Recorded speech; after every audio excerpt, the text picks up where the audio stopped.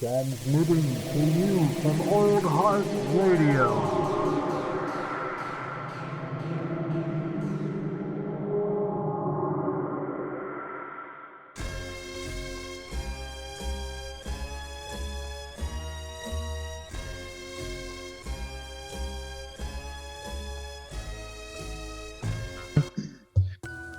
Pop it and lock it. All right. Okay. Oh, dear God. Folks, if you hear the chuckling sounds of our voices, you know it's a fucking episode of the WacArnold's brothers. But yeah, David, I want to give them a lay of the land of how the next couple episodes are going to work. So please do. You know, a little while ago we did a 70s deep dive, and it was one episode. But with the 80s, there's a lot of horror going on. So we're going to split this up into episodes. So the first episode is going to be 1980, 1981, and 1982. Episode 41 is going to be 1983, 1984, 1985. And then episode 42 is going to be 86, 87, 88, and 89. So pretty much for each episode, we're each going to pick 6 movies from those years. So 12 movies in total to kind of talk about in a little bit more length. But there'll also obviously be shout outs and quick mentions as well. So. Oh, yeah. Yeah, there's like you said, man, it was this decade is like just ripe for the picking for the most part. Yeah. You know what I mean? Like there's just juicy bits hanging all over this fucking place. And you know, like I gotta be like, when I started getting into horror, it was one of those things where, you know, like at first I don't know if this is just me. At first I barely paid attention to like decades until I started realizing like, damn, like certain things stood out in movies, and then you're like, okay, this is like a product of like this style from this particular time period. And that's why I'm kind of glad we're doing these, because it's a fun way to focus on some of these movies, you know, and you can kind of trace like certain similarities as you go along, and you can kind of, you know, it helps you paint the artistic vision overall of what horror was at the time. Right. But that being said, I'm going to start this off with a glorious fucking dive.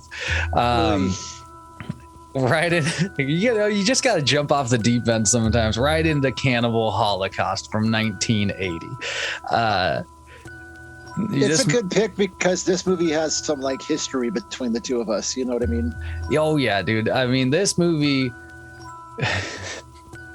been I still have a copy of this movie. Yeah, I remember when we were in probably like 10th grade, and I had never seen it. You grabbed an elusive copy of it and initiated me to it, and I was like a huge fan of horror. But this is just, at the time, it was just like next level, to where it was like it's a fucked up movie. It is.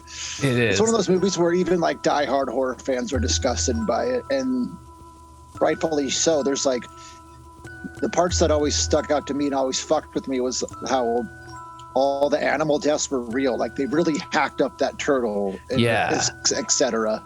Exactly, man. Like shit like that was fucking like disturbing. I remember I think when we were watching it and fucking watching that turtle, it was just like that was it. I think we turned it off for a hot second at that point, at least, because it was just like, fuck this, dude. Like, what the I didn't sign up for this. Like, but that's the whole thing with Cannibal Holocaust. Like, I was, you know, reading about it, you know, like I'm not defending the fucking animal deaths in this movie. I think it's an important thing, but I like the idea behind it was there was something called like mono films at the time, or around, there was a thing that the director had kind of gotten into, and those were like these really extreme artistic things where it's just raw and real, and like and so like this was like the dude trying to pay like homage like in a way to that, okay.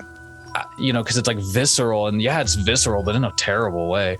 But totally. You know, this movie it's one of those. I think it was one of the like oldest like, not like, to me, it was one of the oldest found footage, quote unquote, films when we watched it, because I think up until that point, Blair Witch had dominated everybody's found film type of category.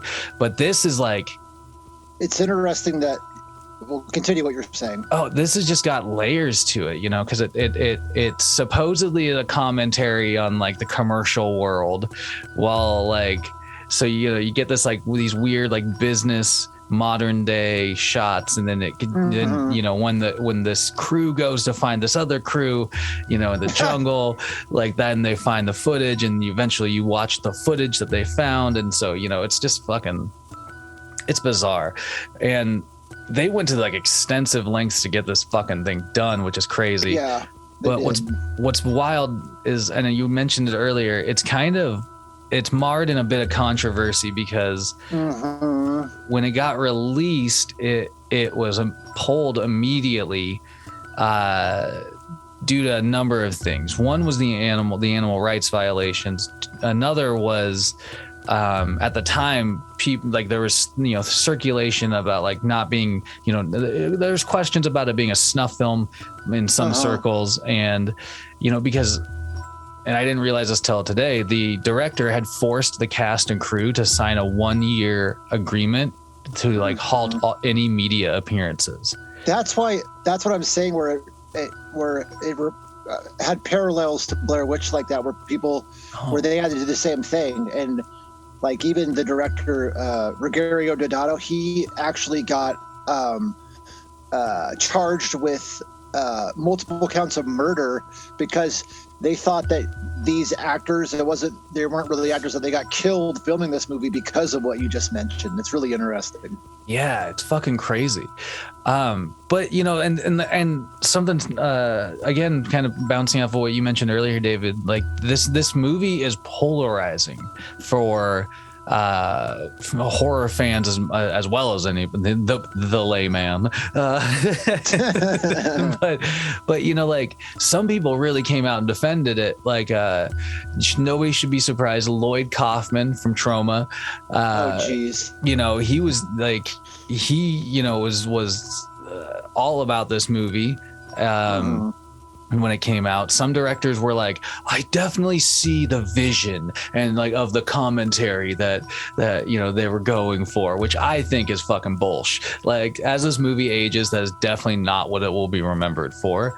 But like, there's all sorts of fucking shit about this movie. Like, supposedly, they used they like locals to film a lot of the tribes and stuff like that, indigenous people. And I read at one point that a lot of them ended up being unpaid, and on top of that, they had to do like certain types of dangerous shit. Like, there's like a whole scene where a bunch of people are like in a burning hut, and there's like no joke, and they were like not even paid to be standing in this burning hut at the end of the fucking day. I didn't know that. That's pretty fucked up. Yeah, dude, shit like that. But like, all sorts of stuff. Like, the cast like didn't get along. Like, the cast definitely, there's a particular members that were really against like the animal cruelty shit. Like, I read a story about, I think it was Alan Yates. Maybe that's wrong. The actor's name was Yates, and he had like basically like formed an attachment with this pig that ends up getting fucking killed in the movie.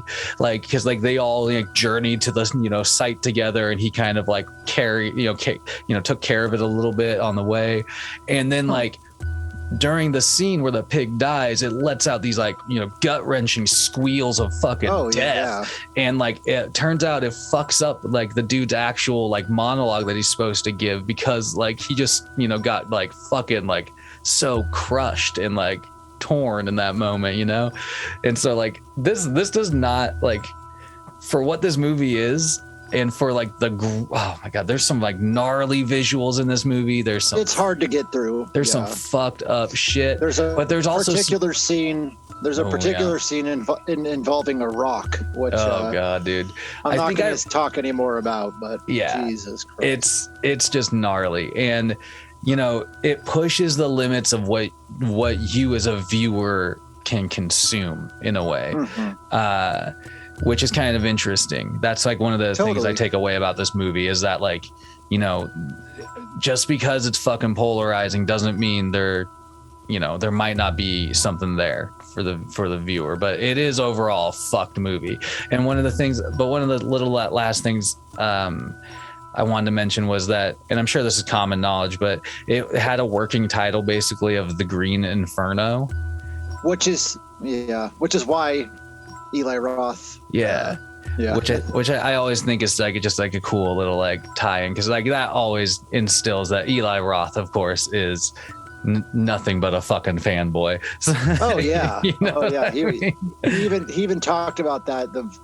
That movie was like, in a sense, like in a less brutal, well, it's still brutal homage to Cannibal Holocaust, and another movie that was similar to that called Cannibal Ferox, which I've never actually seen, but I guess it's like the same kind of plot. So yeah, I feel like there's very similar things, but I guess one other thing I wanted to mention, like when it came out, it actually did fairly fucking well. That's the wild thing. So like it got huge in Japan. It became the only movie, no joke, this is the only movie that was bigger in Japan that year was E.T. Wow. Isn't that fucking wild? That's interesting. E.T. Cannibal Holocaust. Wow. And then just to put some salt and some burn that I've been like simmering with so I looked up the Rotten Tomatoes score for Cannibal Holocaust, and it was something around like 75 or 78%. And I looked at one of the most recent Marvel movie Rotten Tomatoes scores, The Eternals, and that settled in at 65%.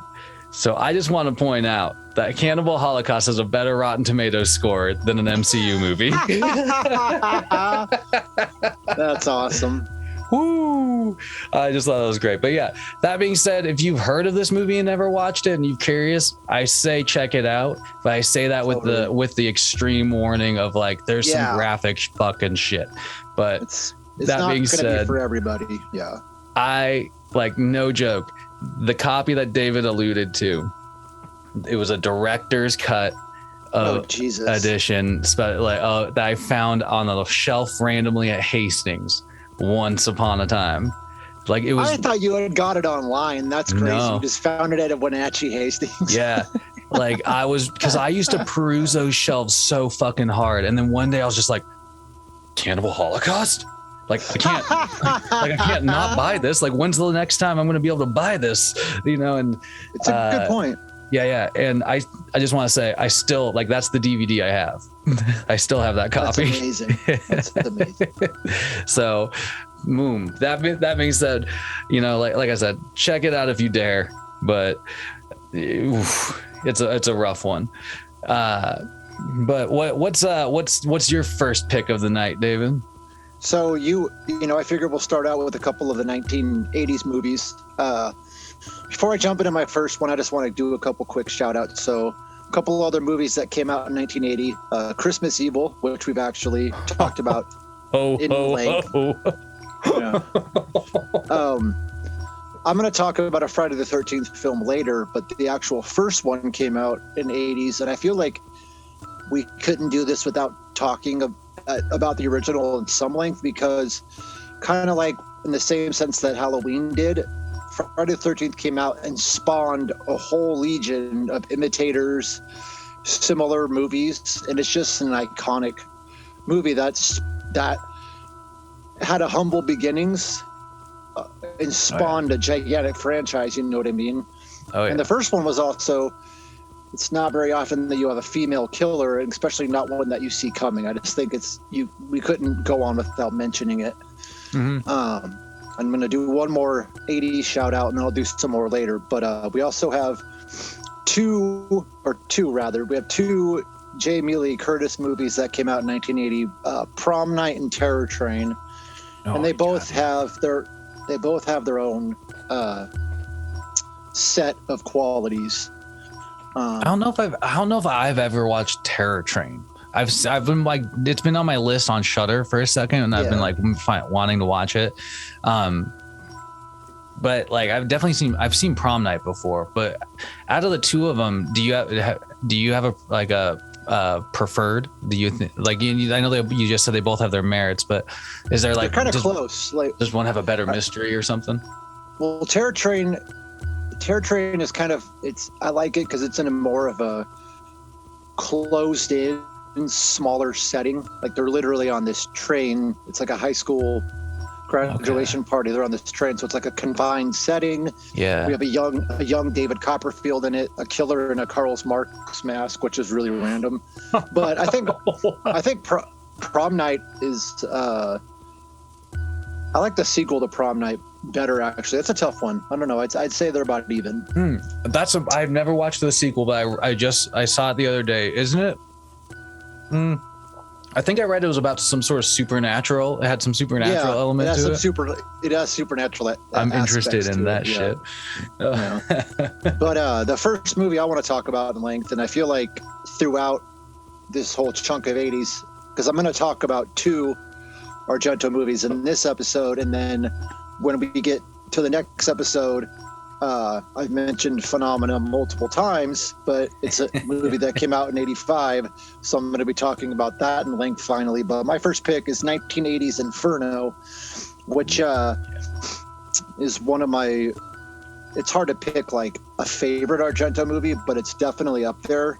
It's the second part of the Three Mothers trilogy. Yeah. And just a beautiful, brutal, fantastic movie. Dude, this was like you just mentioned, it's the second of the three. I remember like it took me forever to see this one, like after I watched the Suspiria, like just because I feel like I couldn't get my hands on it for a really long time. But yeah, this movie is fucking, like you said, it's fucking awesome. It's killer.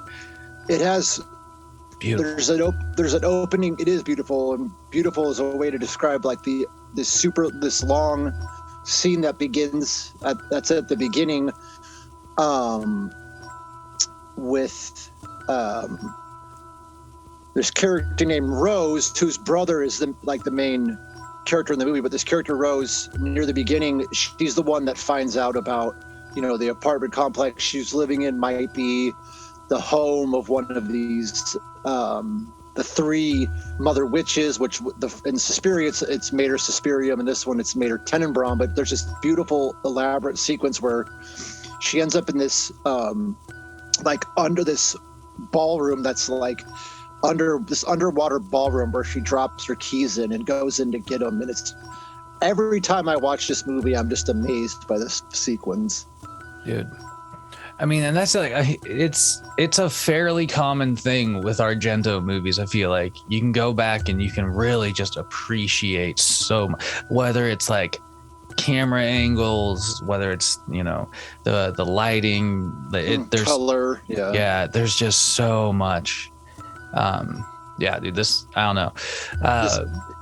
This movie also has, like any one of his movies, a fair share of gruesome, what's the word I'm looking?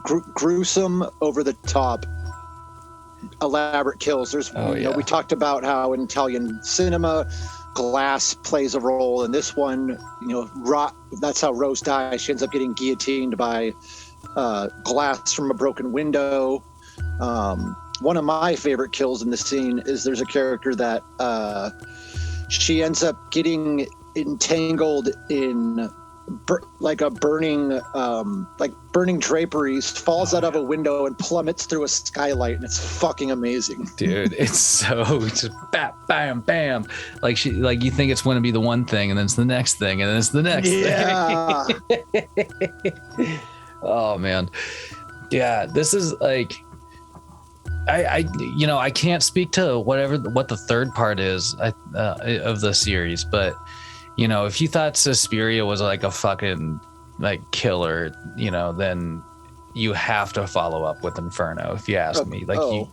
you know, don't drop it. Like, keep going down that rabbit hole. It's just one of those movies where I could watch anytime and still be blown away by it. And I feel like I can say that for a lot of his work. And he's someone that I only, like, admittedly only discovered in the last, like, 5 years or so, but just quickly got drawn into all of, you know, multiple viewings of multiple movies. And I also haven't seen Mother of Tears, I think, came out in like 2009, and I've never seen it. It doesn't really have that many good reviews, but I feel like one of these days I'm going to have to find it and watch it. He actually has a movie coming out this year that's going to come out on Shudder that I'm looking forward to. Oh. So it's about like a blind girl, and I actually really haven't read too much about it. I think it's called like Dark Glasses or something like that. I mean, but that's definitely worth checking. I feel like every director gets to a point where when they get later in career, like not everyone, but it happened with Tobe Hooper, it's happened with other people where they kind of,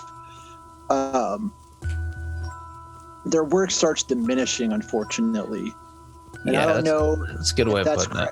If that's credited to you're just used to the high level of their movies, or if they're just getting older and out of touch with what their original ideas were. I don't know. It's kind of hard to say. Yeah. Well, and particularly, I think like filmmakers that get known for like their style, maybe that's like, you know, especially as like new tech probably started taking over like the industry. Maybe that got to be like kind of like a point where it was like, you know, do I learn to adapt to this new stuff, or do I, you know, die out with my old? And yeah, you know, I feel like some people have, not that like CGI is great, don't get me wrong, like, but I feel like when CGI really became prominent, some directors tried, you know, to get in that game, and I don't know if that can be said about that movie or not, but you know, like, anyway, I'm interested to see what the movie is on Shudder, because like Argento is like, if he's fucking making something, it's worth giving it a check, you know, view, like, definitely, especially in 2022, man. That's fucking wild. That's cool, man. That talking about that makes me just want to go back and watch it now, like, just because, you know, describing, like, talking about like the lighting and some of the coloring and some of the fucking crazy deaths, like, it's it sounds like you know, a fucking good evening, or whatever. You know what I mean? Damn, dude. That's a good pick. Oh shit, that's my mic stand, my bad. Well, I guess you know, keeping going through that fucking the early chunk of the, you know, well, of the, you know, 1980 trend here, we have to talk about, I feel like we've mentioned it before, but you know, it's the 1980 John Carpenter, like, banger, The Fog, banger, man. The Fog is like it. Man, I have a distinct memory of like watching The Fog, like really paying attention to it for the first time, like by myself in like a dark room. You know, I was probably just setting. I was probably just like, you know, like tired from the day, and I was like, oh, you know, I'm gonna just zone out on this. But it grabs your attention just like any other John Carpenter movie, because there's so much to look at. Like, oh yeah, this. But this movie, it's an interesting one, because it's kind of part of, like, I read it was part of a 2-film deal that he had at the time, where it was like this, he was able to make this and Escape from New York.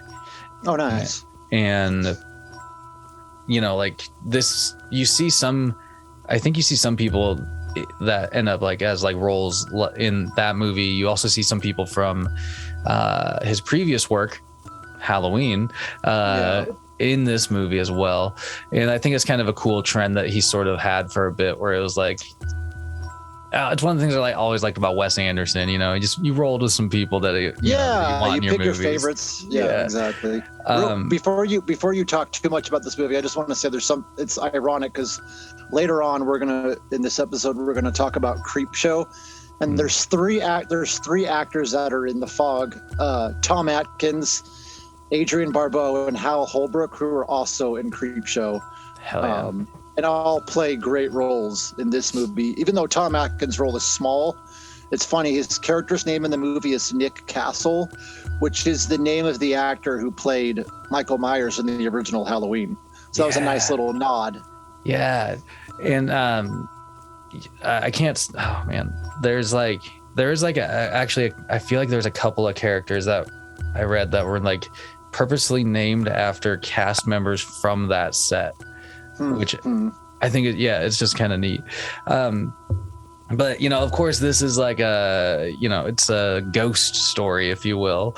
And, it plays on like a couple, I think it was, what did I read? It was like influenced by a couple of different like older movies that sort of had like that general premise of like, a ship has crashed off the shore and now there's spirits that come, and this just takes it such a step further because those spirits come and they want their fucking kill, you know what I mean? They're vengeful. Yes sir. Yes. And but like any Carpenter movie, I feel like there's like a certain, I don't know, like I just like the aesthetic of some of his early work, like the visual aesthetic, the way he shot.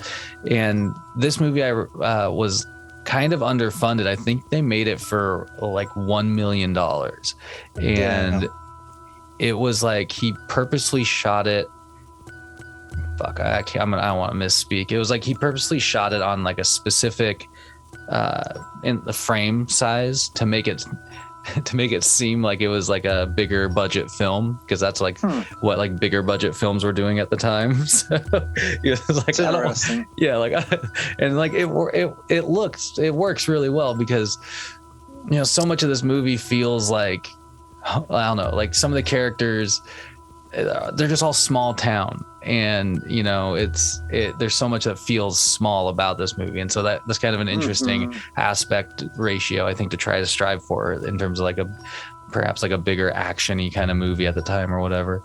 It's just a great setting. It's just this great, oh dude, the setting of Antonio Bay, this little, it's the 100th anniversary. It's this little town that just gets plummeted into this horror that, unbeknownst to them, there was this dark past to the history of their town, that a lot of them didn't even know about.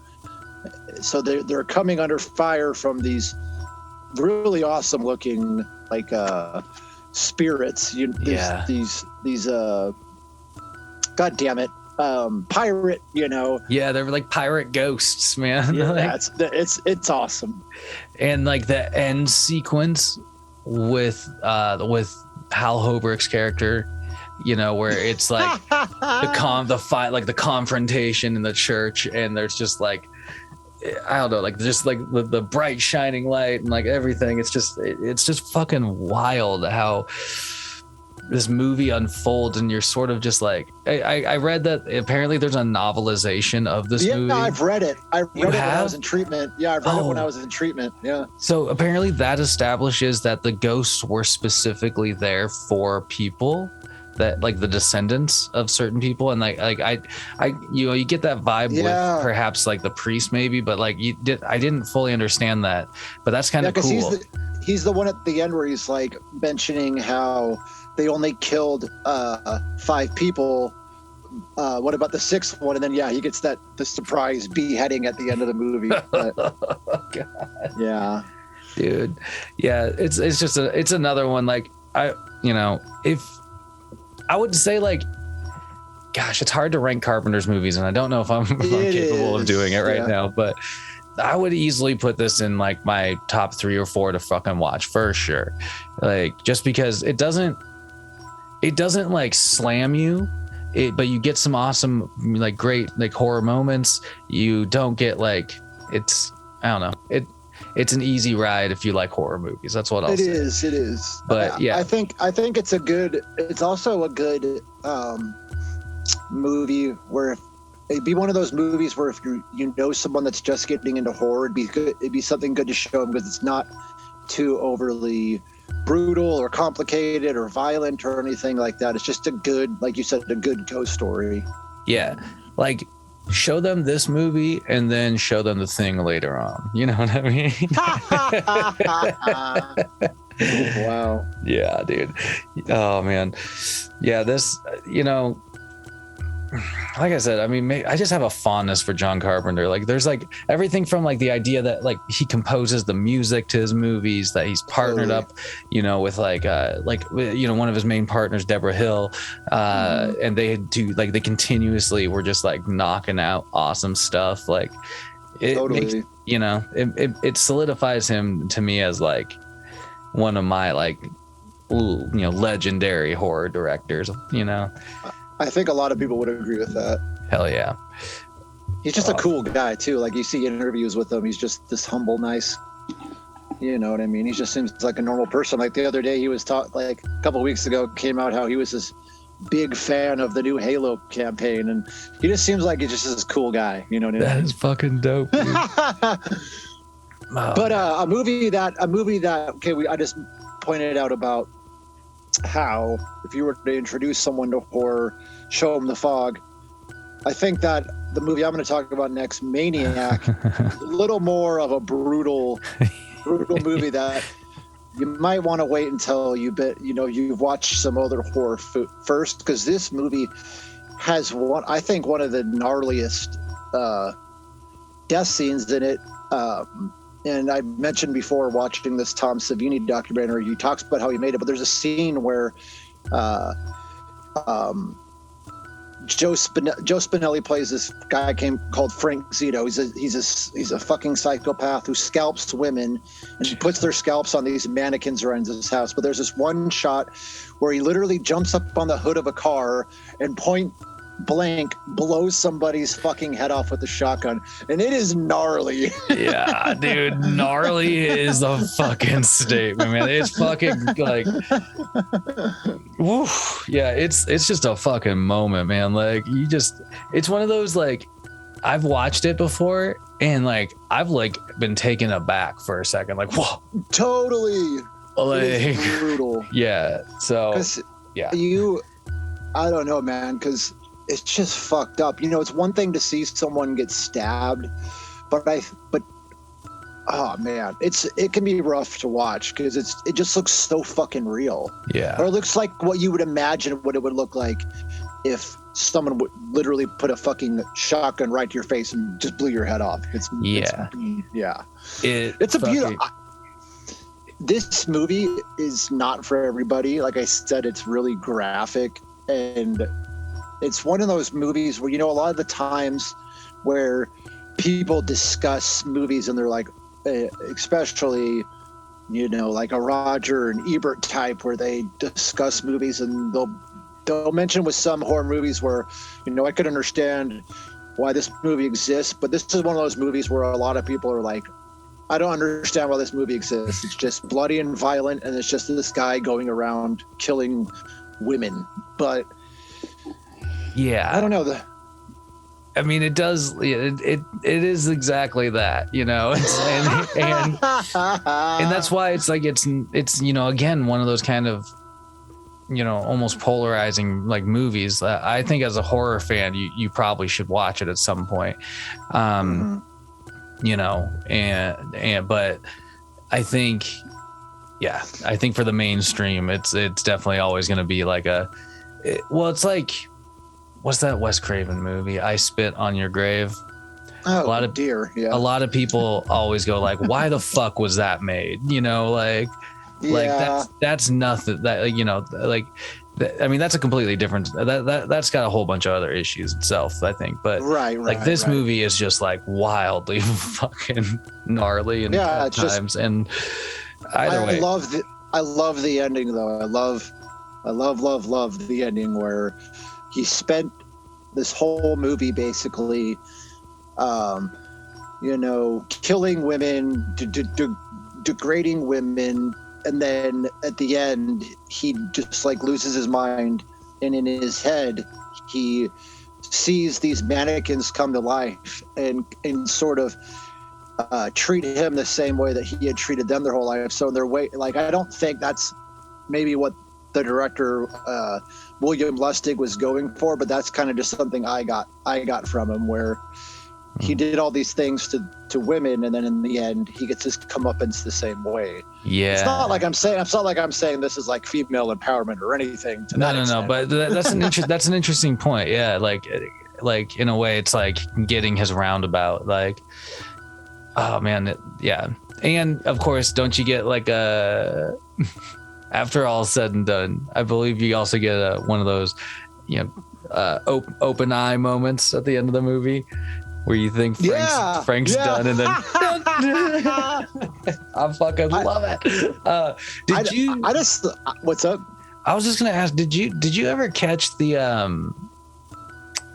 like Elijah Wood did a remake of this movie? A remake, yeah. I haven't seen it, to be honest. I heard it's pretty good though. I felt like he was gonna be really creepy in it, and I didn't want to see Elijah Wood that way. Really? I thought he was great as like the in Sin City. You know what I mean? Oh yeah, well that's basically it. I was like, oh my god, dude, it's Kevin, but one step further. Anyway, I like so William Lustig. He didn't really make a lot of movies, but have you ever seen any of the Maniac Cop movies? They're so entertaining. Yeah. They're fucking wild. Did he do just one of them or all of them? All three of them. Oh my god, I didn't realize that. Oh yeah, dude, I'm looking at it right here. Director William Lustig previously worked on porn. Of course. I feel like that was a transition for a few different directors and filmmakers at that time. That's fucking wild. Yeah, dude, Maniac. Yeah, another one, man. Like I said, I feel like you gotta watch it if you're a horror fan at some point. Yeah, so I feel like we might as well finish out 1980 with another one of your picks. But before that, I just want to do a couple more quick shout outs for 1980. And if I forgot anything, I apologize. But we have there's two kind of more cult classics, I would say. We got Motel Hell, which has Rory Calhoun playing this great role of, this guy that owns a motel, and just one of those great shots where when the people discover in his garden, the people buried up to their necks with bags over their head. It's just a great movie. There's the scene with the chainsaw, and he's got like a pig head on. It's a movie that not a lot of people have seen, and I would say the same thing for another 80s movie that was a trauma movie called Mother's Day. Oh, I've heard of Mother's Day. It does follow kind of, not necessarily my favorite thing in movies about. It's these two like deranged brothers that essentially rape and kill women. It's not my favorite, but it does have, where in the end the females that are shown in the movie get their just desserts and kill these guys. But it's actually I don't know. It's not my favorite. I don't like watching movies with a lot of unnecessary rape scenes, and we've talked about that a multitude of times, but I still can't overstate that enough that But it sounds like this has some other moments that might make it kind of worth it. It's an entertaining movie, yeah, for sure. Hell yeah. Yeah, we'll like you said, we'll round out the 80s with a movie most people are familiar with. I'd say totally The Shining. Yeah. So The Shining obviously is a fucking like it's a masterpiece. If you ask me, it's a wild movie, man. Like, for at times I've had moments where I've been like, okay, I've seen it enough, but then you like you watch it again after a little bit and you're just fascinated by it all over again, if you ask me. At least I am. And it's got like a history that it's far more extensive than I can fucking talk about. But it's you have stories of like Kubrick on set being wild. You have the being crazy to actors and camera people to get what he needs, and you have that's just how he was though. I don't know. And yeah. I watched this clip with Shelley Duvall, and like it was like she was like talking about how like they just clashed constantly, and but she was just like, in the end we got what we were there for, and I was just like, damn dude, like it's weird that it seemed like a ubiquitous respect for the method, but that's what Kubrick brought to the set. So this what's great about this and is that it's a powerhouse combination in a way. Well, it was supposed to be Stephen King's work right, made for screen by Kubrick, and you kind of get a bit of that obviously, but even at times King would go on to say that this was like not his vision. Yeah. And it is interesting. He he wasn't a fan of the way he changed the ending, et cetera. Yeah. But saying that he hates it is kind of going too far. But then again, there's things that we might not know that, Oh yeah. I mean, I imagine like at the time he probably got really burned on it because he submitted, an original script that Kubrick was like, fucking trash, and so and so it was like probably, I mean, if you look at Stephen King's work, it's detailed and it's and it is its own like world immediately as soon as you pick it up.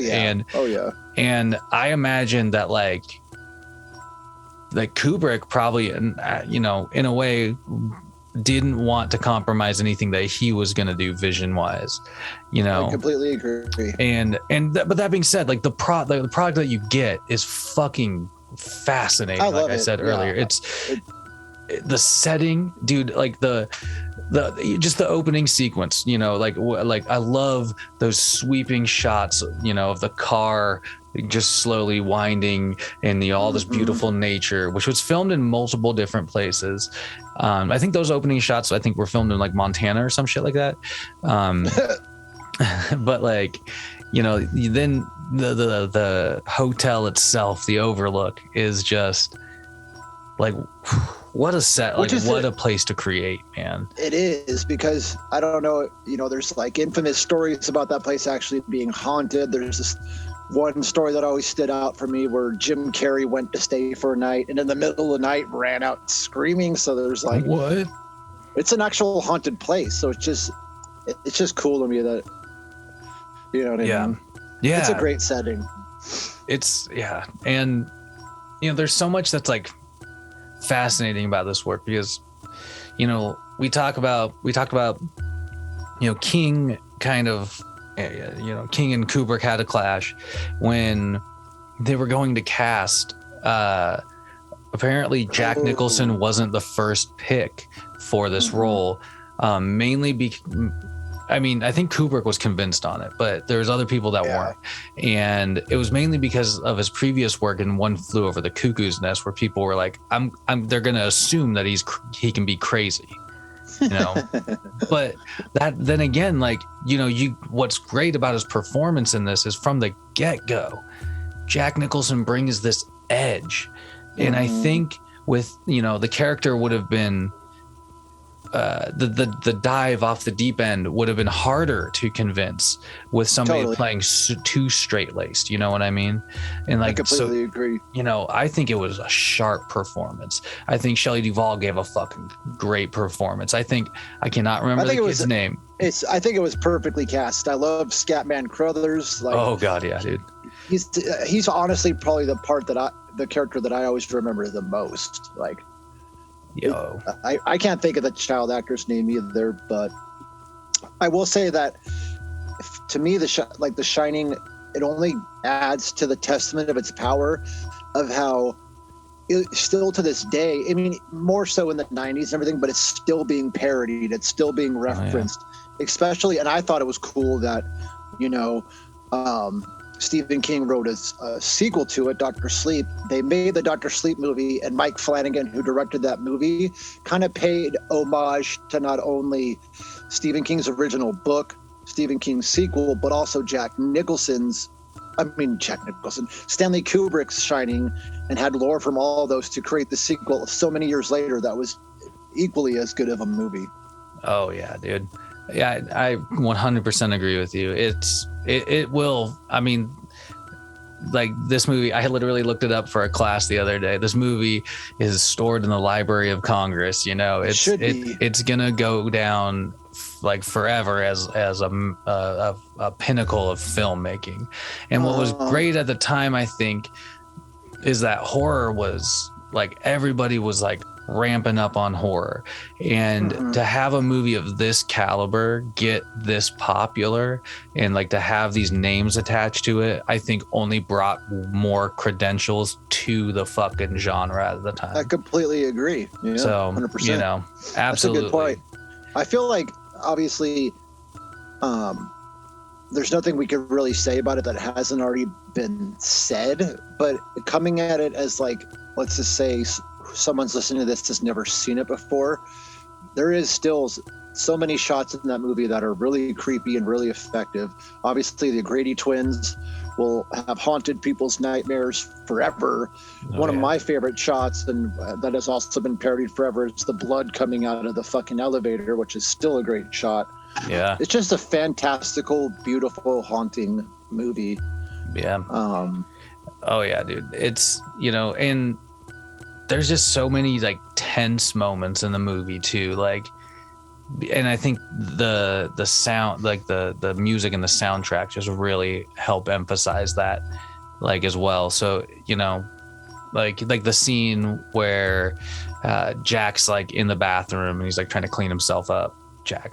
And like the fucking, it's like, I don't know, he's like the waiter guy in the bathroom, but it's actually like the previous, caretaker, and shit. And you just get this, like, it's, so eerie. And, when the kid's rolling around on his fucking, big wheeler, it's just so eerie. And after enough time, you get the vibe that, like, this kid can turn a corner and, like, you don't know what you're going to see. You don't know what's going to happen when you follow Shelley Duvall down the stairs this time, like, totally. And so, it just builds and builds and builds on itself. And you feel that as a viewer, like, every time you watch it, which is fucking cool. And also, even though we mentioned that, they clashed, or if the book has a different ending than the movie, I will say that the very, very, very end always stuck with me, because when I was younger, I was like so puzzled by it. But just the very end shot of it, going past all these framed pictures in the hotel, and then the picture of that ballroom, and there's Jack. It's just like, holy shit.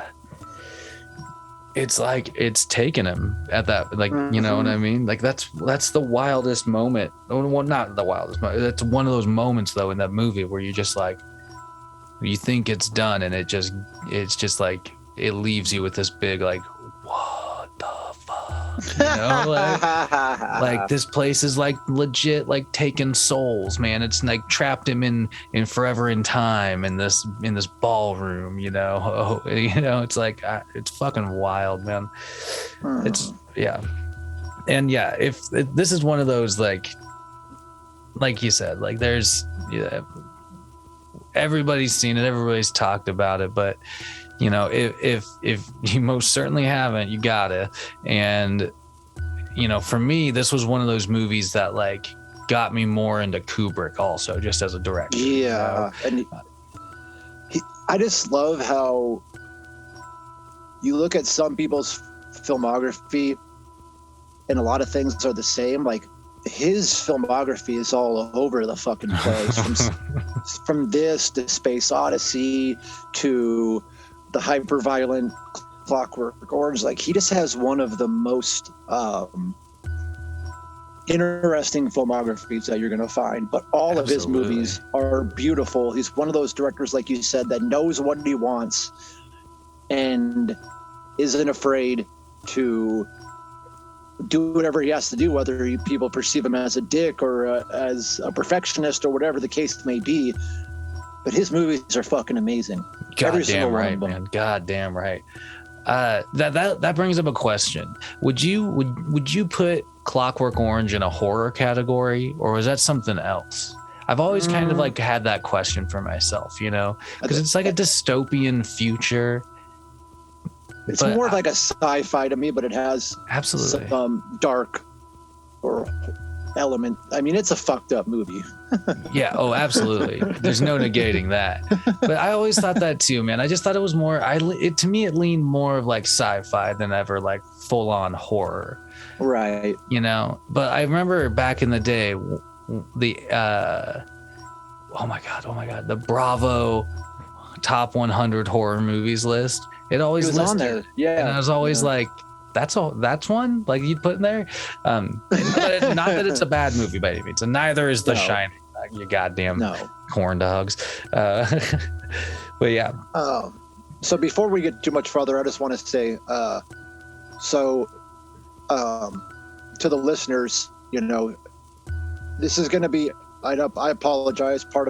Most of it's my fault because of a time obligation that I have coming up. But if you guys notice that this episode is like different, or it's because we're going to film part of the episode right now and then we're going to have to film part of it later and splice it together. So hopefully it's not too noticeable or too awful, but no, they'll be fine. But you know, that's really the next, like, I feel like, so for 1981, you have 2 movies picked that you want to talk about. And then for 82, you have 1 and I have 4, because I don't have any movies picked for. So I don't know how you want to tackle this next, but I figured we could start with 1981 by doing some shout outs. We have An American Werewolf in London, which is another one of those movies where even if you've never seen horror, you've heard about it and you know about it. Lucio Fulci's The Beyond, which is another brutal Italian movie. Is The Beyond part of a series? It is. It's like the Gates of Hell trilogy. Yeah. Okay. Yeah. It's a really weird. It's a weird fucking movie. And then I'll do some more shout outs later. But another good 1981 movie is called Dead and Buried, which I actually just saw for the first time recently. It's this really cool plot of this small seaside town, and anytime like a tourist comes in, the town are like, and it's unbeknownst to people, but you kind of learn more of the mystery as the movie comes on. But it's most of the people that inhabit the town were dead and then were reanimated. It's a really interesting movie. Oh, wild.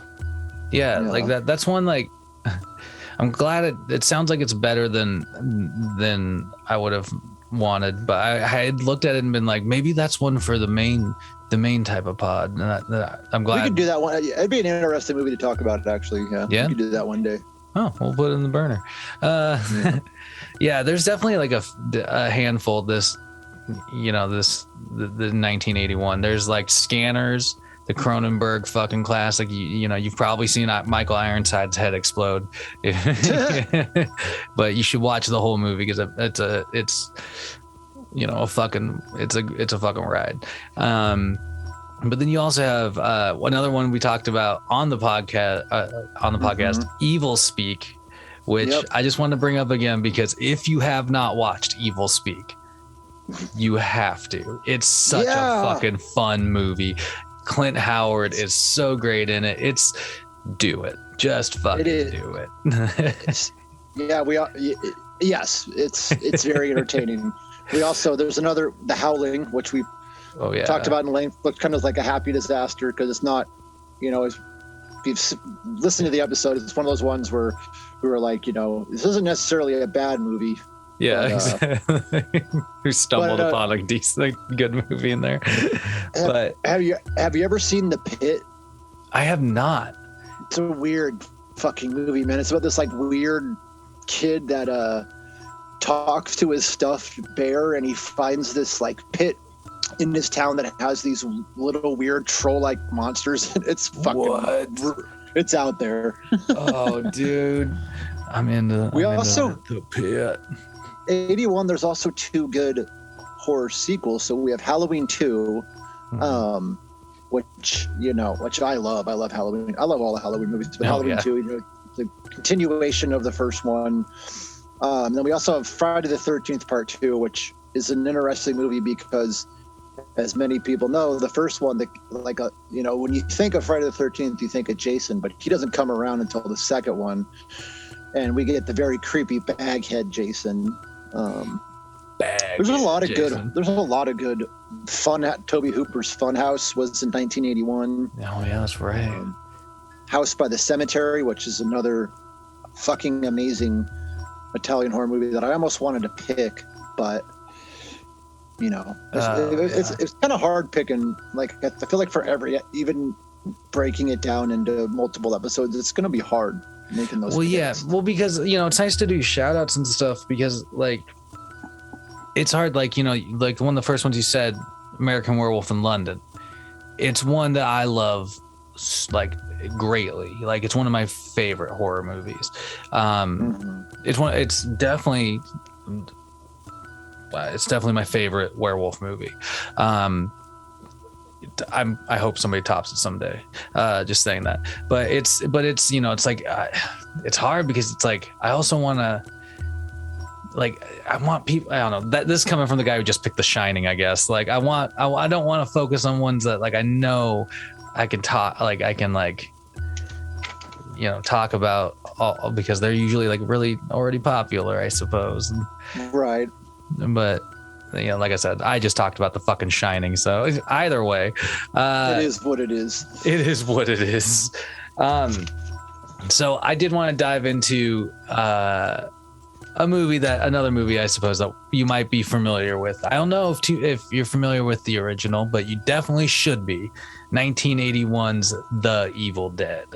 Oh yeah, dude, this movie is a testament to, like, DIY, like, get it done fucking filmmaking, 100%. Like, get your friends, get, like, some family members, like, fucking find a shack in the woods and, like, make a movie. Well, that's how it's totally, because they made Within the Woods, which was like a proof of concept, and that's how this movie, like you said, it's how this movie became The Evil Dead and became what it is today. Is just what you said. Yeah, it's these people going out. It's crazy. It's just crazy. It's awesome. It's amazing. It's one of my favorite aspects of this movie, because this movie is fucking gnarly. It's batshit. It's like, oh, totally. And it spawns, like, it spawns, like, a good reason to make more, like, for other people to make more batshit fucking movies. You know what I mean? Totally. Like, it's like, if this crew can fucking do it and make something like this, like, go for it. Because this introduces you to Bruce, the ultimate Bruce Campbell character, Ash Williams. Who I read that Bruce wasn't even, like, necessarily supposed to be, like, the original person to do that. It was like something, like, it didn't work out, and they, like, Bruce was always around and he was already a producer or something like that on the film, so they're like, all right, you're in the role. It's interesting because it's obviously one of his most iconic roles, and it's just crazy to me because I don't think when they went into this movie that they thought it was, like, it obviously created a series and it spawned a TV show and comics. Like, it's just crazy to me that they probably had no idea going in that this movie was gonna reach the masses to the way it did, and people were gonna have be obsessed with it. Yeah, I mean, because it's like it's a possession movie. It's like a haunting movie that's just ramped up to fucking not even 11. It's like ramped up to, like, 12, 13, oh yeah. and you know, like they did all sorts of stuff that would like trickle through the genre later on. Like I can't remember the exact formula, but they're like the way they did blood for this movie was something that like would be replicated later on.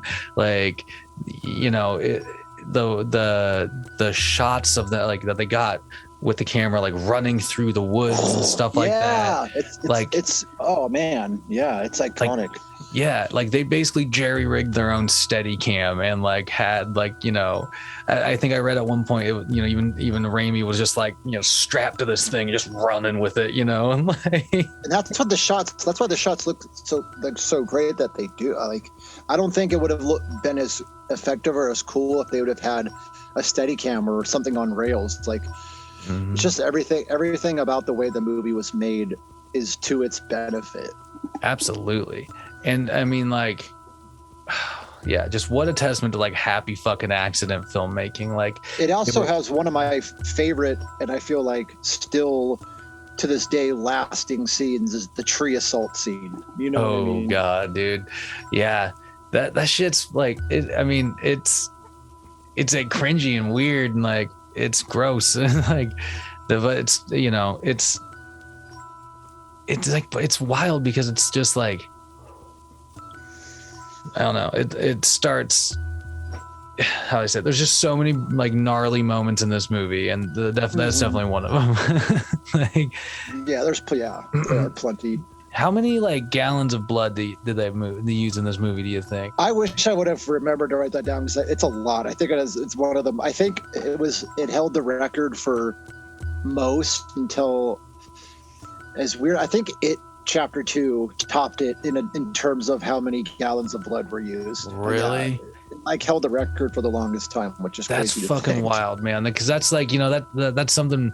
A couple of the movies so far, like we, you know, have been like extra bloody, but this one, like I think it really uses it to like its effect. You know, it like it's just because, like I said, like part of it is, you know, I think you mentioned it earlier briefly, like the way some of those shots are, instead of with like a steady cam, kind of with like that raw feel, like it gives more realism to the movie at times. And so I think like it gives like the more extreme moments more credibility, you know, as a viewer, because you're like, you know, you're not like fully ensconced in this wild world. You just, you know, you just felt like you were running through the woods. Like, you know, I don't know. It's a good way to put it. It's just fucking interesting as hell. And like, you know, like you mentioned, this spawns a litany of other shit, you know, to the point where I've seen like crossovers with like Ash Williams and like other horror characters in there's a mediums. There's a comic series, Ash versus Freddy versus Jason. Yeah. I never checked it out. Have you? I've read it. Yeah, it's pretty cool. Yeah. God damn. Yeah, it's like stuff like that, man. It's like, like it even spawned its own. There was a remake that came out a couple years that was actually pretty good too. So. Yeah. Well, and because I think it was successful because it you know, didn't shy away from the gnarliness and like the bloodiness that you expect from the Evil Dead, you know. I'm just, the one thing that I will say is, you know, Sam Raimi got to a point where he got super popular and he really hasn't done horror since. And I'm not saying that the new Doctor Strange movie is going to be full on horror, but I know it's going to have horror elements. So I'm looking forward to that, to him getting back to his roots in a sense. Absolutely, you know what I mean? Man. Absolutely. Like, I feel like, you know, Raimi, for whatever reason, like landed the Spider-Man role and got like really popular from it, and rightly so. But I think it was weird because it pulled him away from these roots of like, you know, this like DIY filmmaking kind of shit, totally, into like major Hollywood. And I don't think that was ever, I can't speak for the cat, but it seems like he, you know, does well when he has like his vision and his control. And I guess, but yeah, the Doctor Strange movie, that's one of the most exciting things about that fucking movie is because Sam Raimi is at the helm. Like that last shot in the trailer where it zooms in on what's her fucking face, the bloody eye. Yeah, I was like, that's Raimi right there, dude. Totally. Like, you know what I mean? 100%. I'm looking forward to it. Absolutely, man. Now, I don't know. I don't know if this next movie you really could call My BV. Might be confused with the Black Velvet. It also kind of sounds like you might be saying that you have VD, which is not good. Hey, you want to sit down and watch a little, get a little BV in you with me? Like this doesn't work. It don't work. But steamrolling through, like continuing through 81,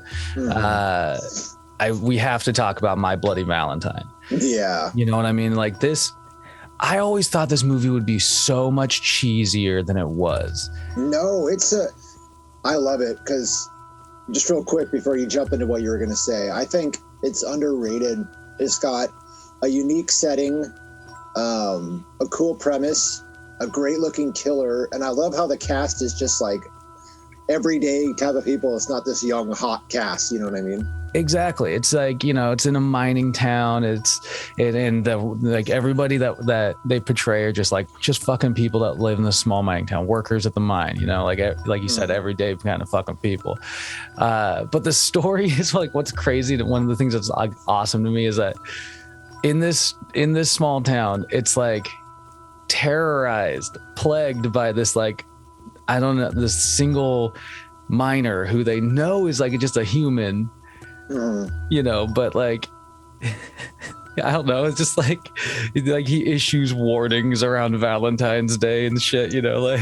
Yeah, because they haven't had the like the premise of the movie is that they haven't had this Valentine dance in 20 years, and then when they finally decide to, it's like he just instantly knows about it. You know what I mean? Yeah, he has like this sense. He's just like, it begins.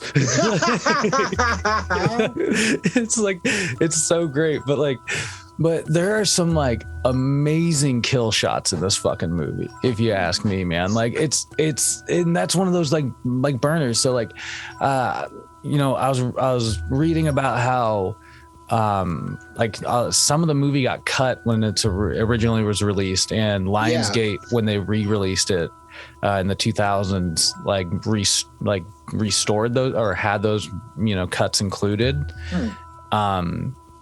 And some of them were like some pretty cool fucking shots, and you see it in the movie. But yeah, there's one where like a guy gets the pickaxe like through the bottom of his throat.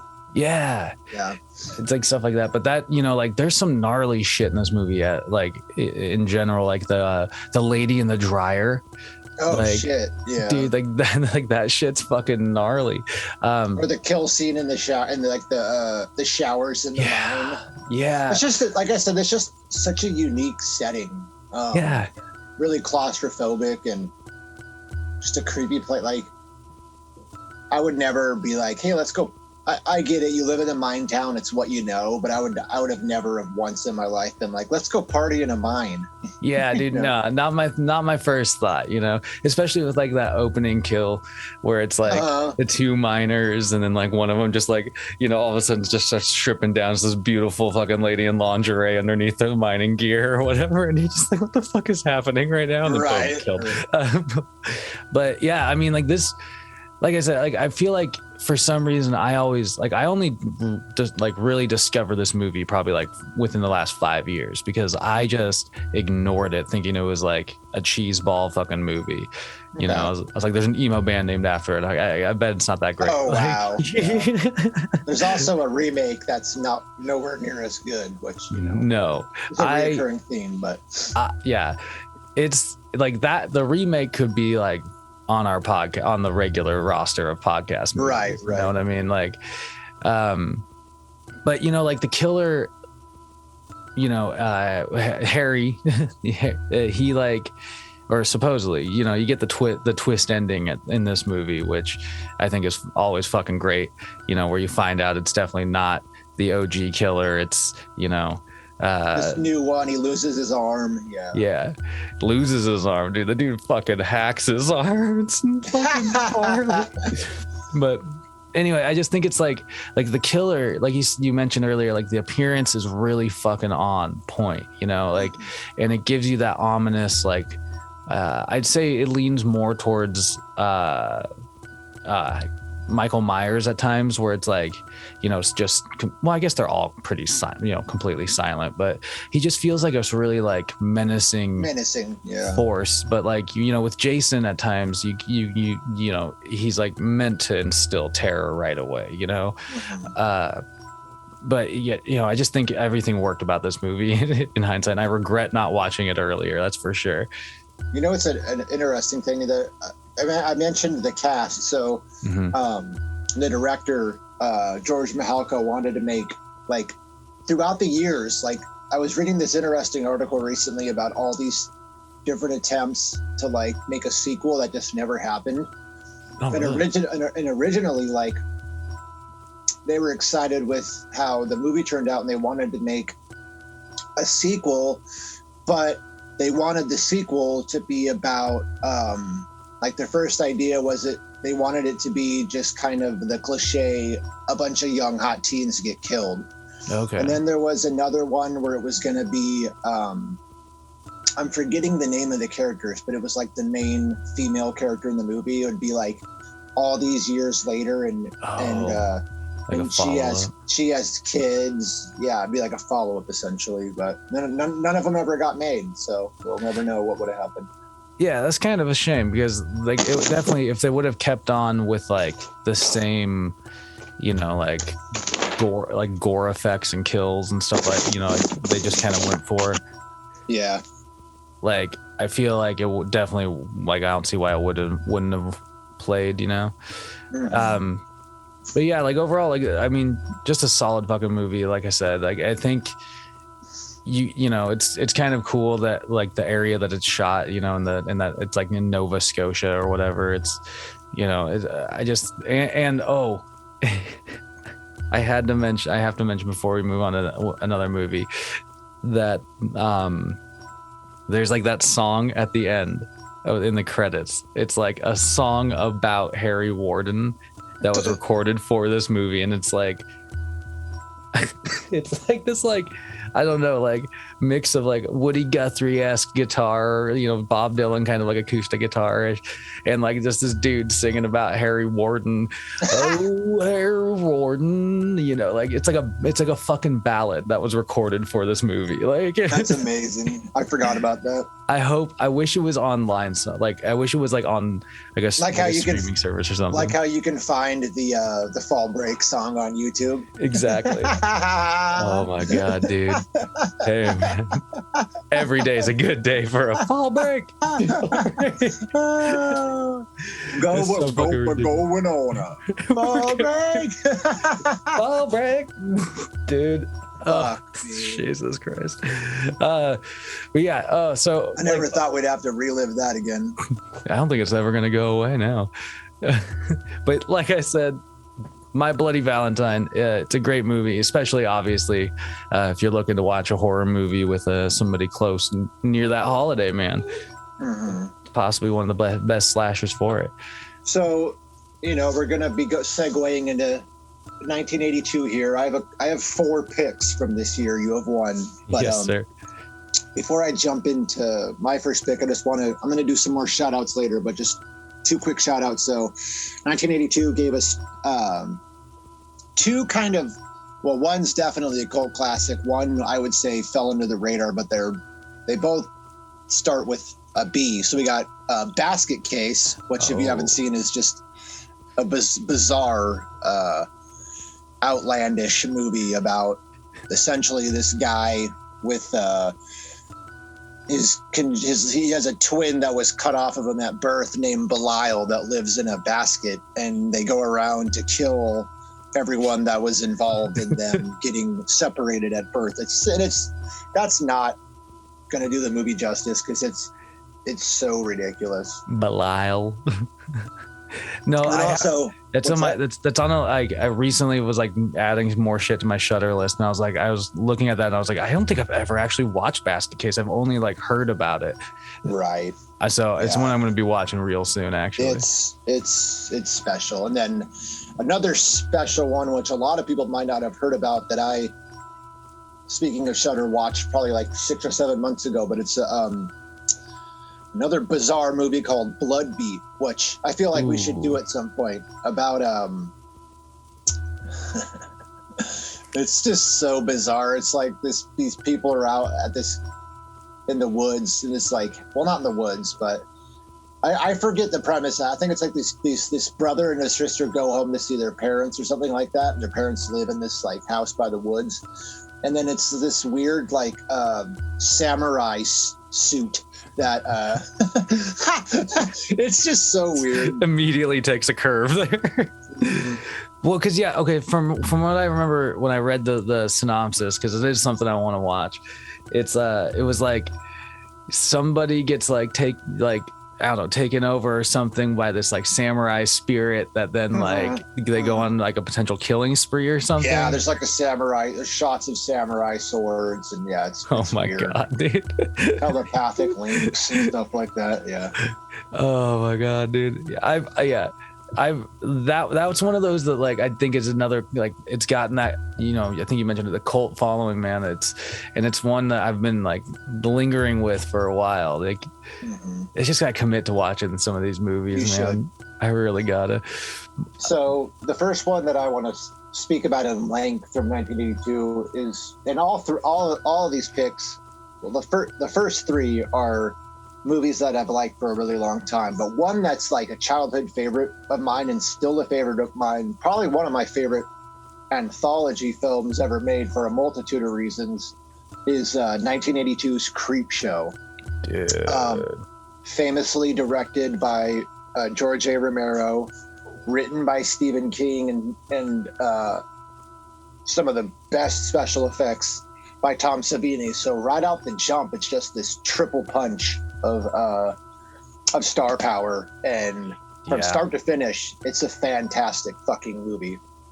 Dude, it absolutely, like I was gifted this really cool DVD box set with this like hard case cover that it's this beautiful little box set and it's like something that I cherish, man. The like Creep Show is so fucking cool. Like for a lot of the reasons you just mentioned, man. Like having those three in there immediately draw you as a horror fan to this fucking project, totally. right?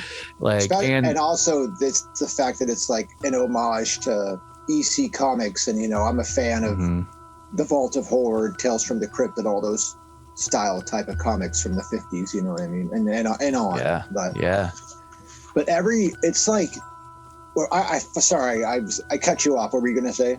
Oh, I was just gonna say, like, there's plenty of people besides those three, like on the cast, like throughout the anthology, that like totally you can pick out and be like, oh, I know them, like I know you, I've seen you in this, like just horror staples and stuff like that. Totally. Like I mentioned earlier, there's when we were talking about The Fog, Tom Atkins, Adrian Barbeau, and Hal Holbrook are all in it. Stephen King's son is in it. He's the little kid in the wraparound segment. So is Tom Atkins. Nice. Leslie Nielsen's in it. Ted Danson's in it. Like it's just a bunch. And there's other people that I'm not mentioning that were totally names like, of their own right. But the thing like Hal Holbrook was in there. Richard Gere had a part. Like it's fucking like really like a voice crazy. part. He has a voice part. Yeah. And like they just roped in all these people that were like shockingly, relevant. Even Stephen King had played a role in a he plays a But and the cool so as the case goes for anthologies, this isn't always the case, but for a lot of anthologies there will be like a couple really good ones and then a couple lackluster, and then sometimes you'll get the case where there's ones that you just would skip over. And I feel like Creep Show 2 isn't, there's only 3 segments in Creep Show 2, and even though the raft is my favorite, the other 2 are like just all right. But in the case of the first Creep Show, every single segment is really strong. Yeah. You know, from the jump, we have Father's Day with a corpse coming back to life and viciously killing members of his family, and then I just love the end shot with where he walks out with the head on the cake. Like, I remember as a kid that that's stuck right. with me. I was like, that's so gnarly. Like, yeah. And then we mentioned Stephen King's in it. He is in The Lonesome Death of Bloody Valentine, which is based on a short story of Stephen King's called Weeds, where he gets taken over by this like organic plant-like monster that comes from, or plant-like thing that comes from a meteor. It's Yeah, really dude. irritating. I like that one a lot. Where it's like, you know, he goes up and like touches it, and then like just slowly from his finger starts, like, this organism starts covering him and shit. And, you know, just the idea of like that, like, what if, I don't know, like if something fell near me from space or from the sky, I'd probably want to go check it out too. I don't know, you know, but shit like this has forever made me want to go like, maybe I should get a stick. You know, don't touch it. I also like that segment because there's some good like 1970, like it's probably like 1970s WWF that he's watching on the TV, and you can tell it's like it's you know, I forget who the wrestlers were at the time, but it's like early days. Hell yeah. It's just a cool segment. And then Something to Tide You Over is another, like Leslie Nielsen. You know, you don't really need to say much about him. He just plays this piece of shit, rich asshole in this one. Ted Danson does a good job, and you know, essentially, it's one of those like stories where the person at the end gets their comeuppance in the way that he killed the other two. You know, burying them up to their head in high tide. They come back, and I love the effects in this one where they come back from the water and they're just like these waterlogged, seaweed-covered zombies. Yeah, just like that's always you always think something like that's lurking in the tall seaweed, man. And just the shots of like Leslie Nielsen freaked out in his house with like the smoke coming in, and I don't know. Dude. It kind of reminds me of Cat's Eye. There's a really good one called The Ledge. On that one, that's based on a Stephen King short story that's really good, but that's for another day. But then the fourth segment is my favorite segment, The Crate. And it's a long story short, it's these two professors that work at a college. One of them gets a call from a worker at the college, and they discover this crate and on the crate it says Arctic Expedition, June 19th, 1834. And long story short, they discover this really creepy, I don't even know how you describe it. It's like a wolf type creature in it. But what's really cool about this segment is that, you know, this is obviously, if they were to do this today, it would have been really shitty CGI. But the fact that Tom Savini created this whole with practical effects. And then another cool thing about it is that this has been referenced as an Easter egg in a bunch of movies. And in Jason Goes to Hell, there's a really quick shot near the end where they're in the house, and there's this pan shot that goes through the basement, and it's kind of blink if you miss it, but the crate is in the basement of the house. It's like one of the weirdest Easter eggs. Yeah. That's super random. That's so fucking cool though. Like, I just think like, those like little weird like Easter eggs, like nobody asked for it, but like it's such a cool fan moment, you know? But and then the last segment is a really creepy one. No pun intended, because creeping's in the title, but it's called They're Creeping Up on You, and essentially it's about this rich fucking germaphobe asshole who lives in a futuristic like apartment that by the end gets overrun by cockroaches, and there's this lasting shot at the end where they pop out of his mouth and his face and his stomach, and it's brutal, and it just looks amazing. Yeah, dude, like you cannot say enough about Tom Savini, but like Like stuff like this is just like, it makes you appreciate his work so fucking much, because like, especially that the cockroach scene, it gets really like, I don't know, it gets under your skin, you know what I mean? Wow. Do you have a favorite segment, or do you just enjoy the movie as a whole? I mean, I like it as like I like all of them for sure. Like it's hard, you know, like, but I do think the last segment's probably my favorite. But okay. I also really like the Lonesome. For some reason, I really enjoy the Lonesome Death of Bloody Valentine. Yeah. You know what I mean? But what about you? Do you have a top out of those? Probably the Crate. That one always stuck with me as a kid. Yeah. Like when I was a kid, it was the one that frightened me the most. But they're all entertaining in their own rights. Oh yeah. But yeah, I like the Lonesome Death because I just like how it's essentially just Stephen King's character. You know, he obviously has those couple scenes where he has a thought in his head where he goes to see like a professor to sell the meteorite, or he sees his dad. But for the most part, it's just him, and he plays this like backwoods country bumpkin really well. He holds it, yeah, dude. He holds it down, man. It's pretty fucking, I don't know. I think it's pretty cool. Yeah, and like, for me, it was just like, I remember it was like, you know, it's just like, that's Stephen King. Like, and I feel like out of all the stories, you know, in that movie, that's the one thing that has this like slim chance of maybe actually possibly happening. Not saying it will, but obviously you're not going to have your dead come back from the grave to kill you. You're not going to have zombie seaweed monsters. You're not going to have I guess the cockroaches could happen too.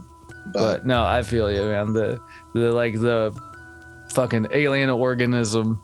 Yeah. Like, you know, that could be a very real thing. You don't know. It's frightening. It could be out there, man. Hell yeah, dude. You know, and thinking about like some other stuff, you know, like a couple of shout outs. I don't want to focus on it because we've talked about it before, but The Thing, you know, came out in 1982. Yeah, we didn't pick that, you know. Well, I mean, we've talked about it kind of at length and some other stuff a bit. I feel like it doesn't need to. I mean, I guess you could say that about some of the other movies we picked, but it's one of those, like, it's just worth this, you know, it came out in 1982. You know, we don't really, you know, like, it's obviously got some great stuff. It's another John Carpenter fucking banger, you know. But you know, you got like, I mean, 82 was a pretty solid year, you know what I mean? About it. Yeah. The thing though is if it's one of those movies that if someone's listening and for some weird reason they still haven't seen, and I'm not talking about like the like remake, or I guess it was technically a prequel that came out like however many years ago. Like we're talking about the Carpenter classic, and there's also, we're not talking about the 50s or one, the original one, but if you haven't seen John Carpenter's The Thing, go see it, because it is a beautiful, well, it's beautifully disturbing movie. Yeah. It's one of those, you know, fucks with your sense of like who you can trust. And then it also gives you some of the most gnarly, amazing, like crazy alien morphing, like bizarre shit, dude. Like, I mean, that one of the most iconic scenes in that movie, the dude doing the autopsy, and then like the chest just opens up and becomes like a mouth with fucking teeth and just bites this dude's arms off. Yeah. Like, oh my god, dude. That's one of my favorite scenes, like in any movie. It's so gnarly, fucking awesome. And Kurt Russell is such a fucking badass in that movie, dude. I gotta be honest, you know. So anyway, yeah, like you said, David, like if you haven't seen it, don't waste any more time without having watched it. You know, get it on your queue and get it fucking in your fucking eyeballs, because it's a fucking good one. Yeah, and then obviously in 82, you know, we just talked about it recently actually, but Pieces came out in 1982. Yeah, we just did a full episode on that. So did the first Slumber Party Massacre, which is an entertaining movie with a good killer. You know, the second one is just so bizarre and outlandish, but the first one is more grounded. Okay, and is a really entertaining movie. Hell yeah. But speaking of sequels, the next movie I want to talk about And we mentioned earlier that in 1980, the first Friday the 13th came out, and then in 1981, the second one came out because they kind of just like blast. They made so many of these movies in the 80s, it's absurd. But 1982, Friday the 13th Part 3 came out, and just like the second one in the series, it was directed by Steve Miner. Who went on to direct Halloween H2O. So I believe I could be wrong, but I think he might be, if not the only, he's the first person that directed a Friday the 13th and a Halloween movie, which is pretty. Oh, that's pretty fucking cool, actually. He also directed Lake Placid, if that has anything. But that was like. We might have to do that movie for the podcast. That'd be a good one. Yeah.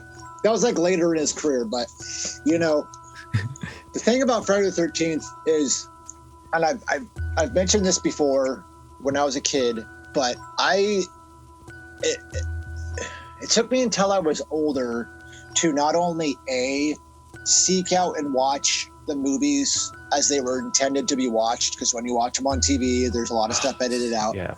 But it also took me a long time to watch the movies in the right chronological order. But I feel like part of the reason why 3 is one of my favorites is just that nostalgia reason of when I was a kid, that was the one that I saw the most on TV and just remembered. Yeah, for sure. There's some there's the characters like Shelley, who's this, horror fan that loves to pull pranks on people with these effects that he makes, he was just an interesting character. There's Rick, who's the douchebag that has one of the cool, because the movie, one of the things of the movie was it was a 3D movie. There's Rick, the douchebag, who has one of the best kills in the movie where his eye just gets popped out fucking 3D style. Oh, that's fucking right. There's just some good characters. And there's also, Chris Higgins, who's like the final girl in the movie. But from like a what's the word I'm looking for? From like a icon standpoint, this is a movie. Yeah. This is the movie, and it's like halfway through it where he gets the fucking hockey mask. Where I don't know if they knew when they were doing this if they had any idea how big of a juggernaut of an icon they were creating when they slapped that fucking hockey mask dude on. You know what I mean? I guarantee you there is no way of knowing, but the fact that they can look back and like see how far Jason has traveled has got to feel so fucking cool. You know what I mean? Like, yeah, like you're talking about there's got to be thousands of people that have Jason tattoos, you know what I mean? There's got to be, there's diehard, like specific, fan bases for this character. This character's been in Mortal Kombat movies. This character's crossed over with other horror games. Excuse me. That in a movie, that'd be fucking nuts. But this character's crossed over with other horror icons, and it's like Jason is on the fucking pillar of like top horror movie characters of all time. You know what I mean? Like if there's some sort of ladder, I guess, established, like Jason is right near the fucking top, if you ask me. And that's why it's a shame that regardless if it was a good or a bad movie, it's been way too long since there's been a fucking Friday the 13th movie. I think obviously the last time was the remake. I forget when that came out, maybe 2009. It was a little bit ago. It's been a while, and it's because I didn't mean to cut you off from what you were saying, but we can jump back to what you were saying. But it's just a shame that there's been Halloween movies, there's been Chucky related movies. They just came out with another lackluster Texas Chainsaw movie. So even if it was a shitty movie, I just want to see another fucking Jason movie, and it's been way too long. Yeah, dude, it is nuts that he's Texas Chainsaw just got dropped off. Is it a Netflix movie? Yeah, and so which is interesting. Why the fuck did somebody pick up that property, the Leatherface property, before Jason? You know what I mean? Like it's because the Jason is like been mired in this legal battle for a while, and I think it might have just been like sort of figured out. But Interesting. But Well, yeah, maybe there's we'll see something then. hopefully, but there's just been so many, like, I feel like Texas Chainsaw is one of those ones that's had so many different attempts at trying to reboot the franchise, and they've just never worked. Yeah. And this is another, unfortunately, it's a failed attempt. Like, there's some good gore, there's some good kills in the movie, but it's just you'll watch it and you're just like, okay. It's like, it didn't do anything new. you know what they need to fucking look at for that is like, they need to stop trying to, as you were just saying, like sort of redo or relaunch the series with its like origin story, backwoods fuckers like kill, people that roll through town, and they need to like refocus like on other aspects of that fucking shit, like what the craziness unfolded in Texas Chainsaw Massacre 2. Like, build off of that kind of shit, relaunch from there, and I would definitely be interested. You know what I mean? But anyway, I feel like we're getting too far off topic. Yeah, we're getting in the weeds there. But yeah, dude, like you're right. Like, there's, in terms of like this movie, it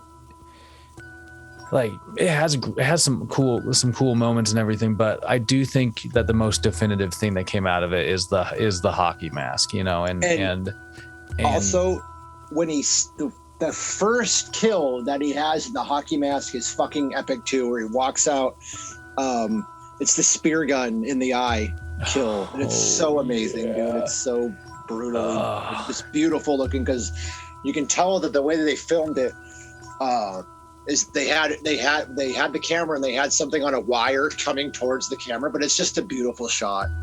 Dude, and just, it's so iconic. Like, I don't know. It's just crazy to me because the baghead was creepy, and I know there's some people that, and this is a valid argument, that the baghead is creepier than the hockey mask. But I think that if they would have just stuck with the baghead, that it wouldn't have been as epic and iconic as it was today. Well, I think that. If you stuck with the bag head, it gives like a certain creepy factor, but the hockey mask gave, a face to the unstoppable force, and that's what made it made him even more imposing and sinister, if you fucking ask me, because then there's like, you see, the human figure in there. That's, and even though, Jason seems to become far more, but I don't know. It's just like, I think, yeah, I see that, like the OG baghead or whatever, like, but the hockey mask is supreme, to the point where like people associate the hockey mask probably more with Jason than they do with hockey. You know what I mean? Like, yeah.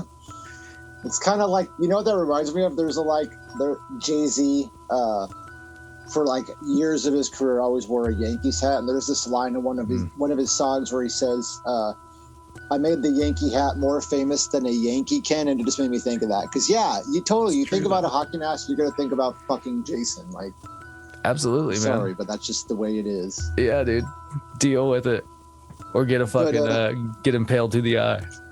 Oh wow, yeah. JK, brutally. JK, we won't do that, but Jason might. I feel like jumping from one